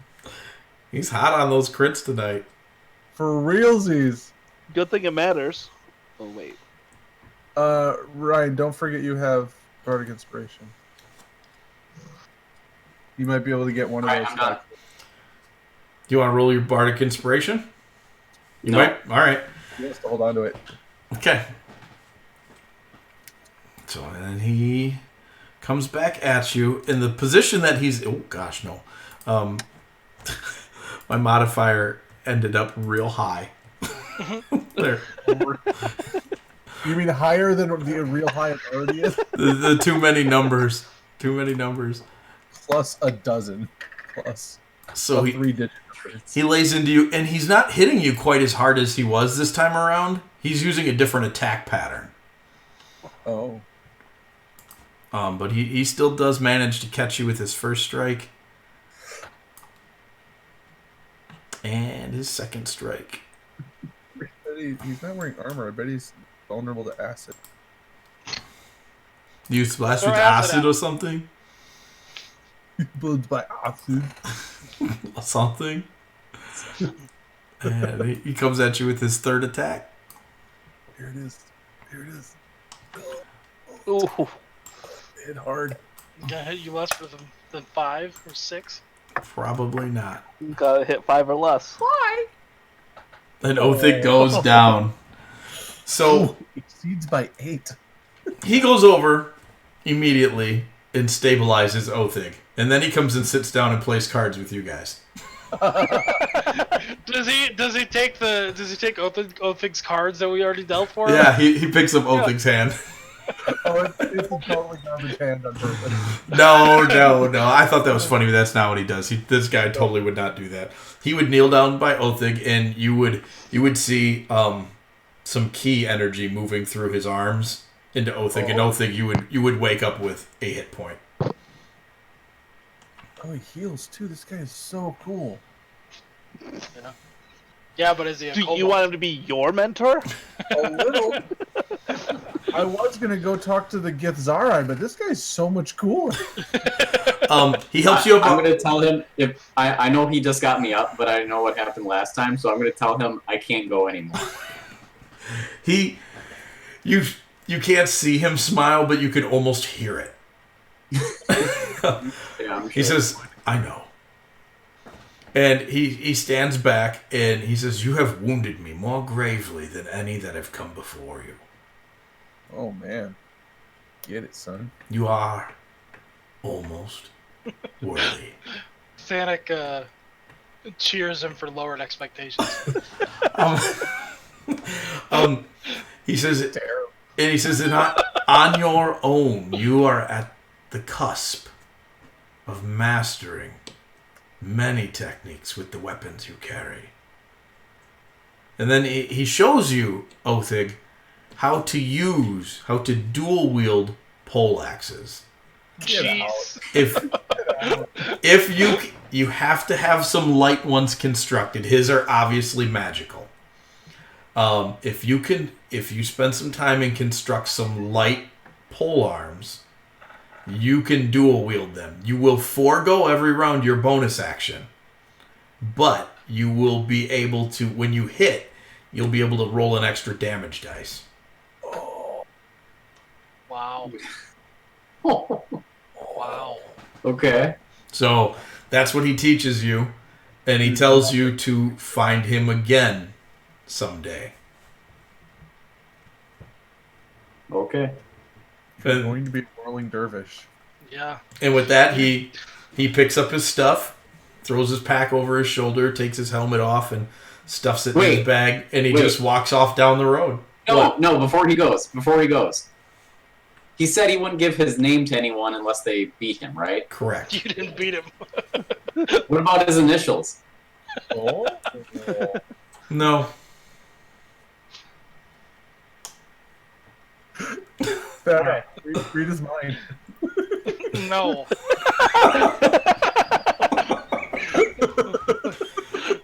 Mav nods. Yes, let's do it.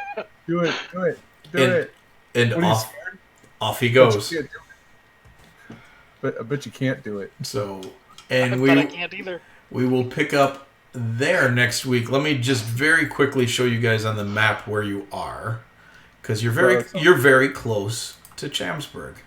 Hey. Oh, nice. Yeah, We're by Valanovia. you're really close. You're near the town of Atravi in Valanovia, which is way to the north near the lakes. Hey. So, No yawning. Quit it. Sorry. Even Travi. that late Oh, thing. that's... yep. Valanovia is where? Shamsburg, you're in Valanovia right now. Oh, Shamsburg is you have to go into Atravi and take the tunnel. Okay. The channel. The tunnel into Chamsburg. Yep. In the channel into Chamsburg. Yep. No time. So They call it a channel. that's where we'll start next week on Mav's Quest, and then after that, you guys can have your level after next week. Sweet. Get it. Mm-hmm. That's Okay. exciting. We didn't go over it, and I feel like this happens every week. Mhm. And then you post in Discord the stuff for the week, and you bring up the outpost. And Yes. It's like, Would you like to send somebody to explore it? yeah, would Ziz be? Yeah, I saw Able you to- post that. He would definitely be able to help. He's good at digging things. So Yeah. pick a couple other guildies and throw them up in Discord, and we'll send a team there. Adam, send Tabby. She has Move Earth like Phil used to. Okay, so Ziz and And- Tabby. Yeah. And then probably somebody to protect the two of them. I mean, Ziz can probably protect himself. Sure. Send the giant. He's busy.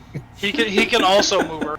He can trick other dumber giants, which is really funny to think about that he encountered dumber giants. Yeah. So, yep. All right, cool. All right, have a good night, gentlemen. Hey, congratulations, Othig. Yeah, congrats, Othig. You did awesome. Yeah. Goodbye. Goodbye now. Yeah. All right, bye, guys.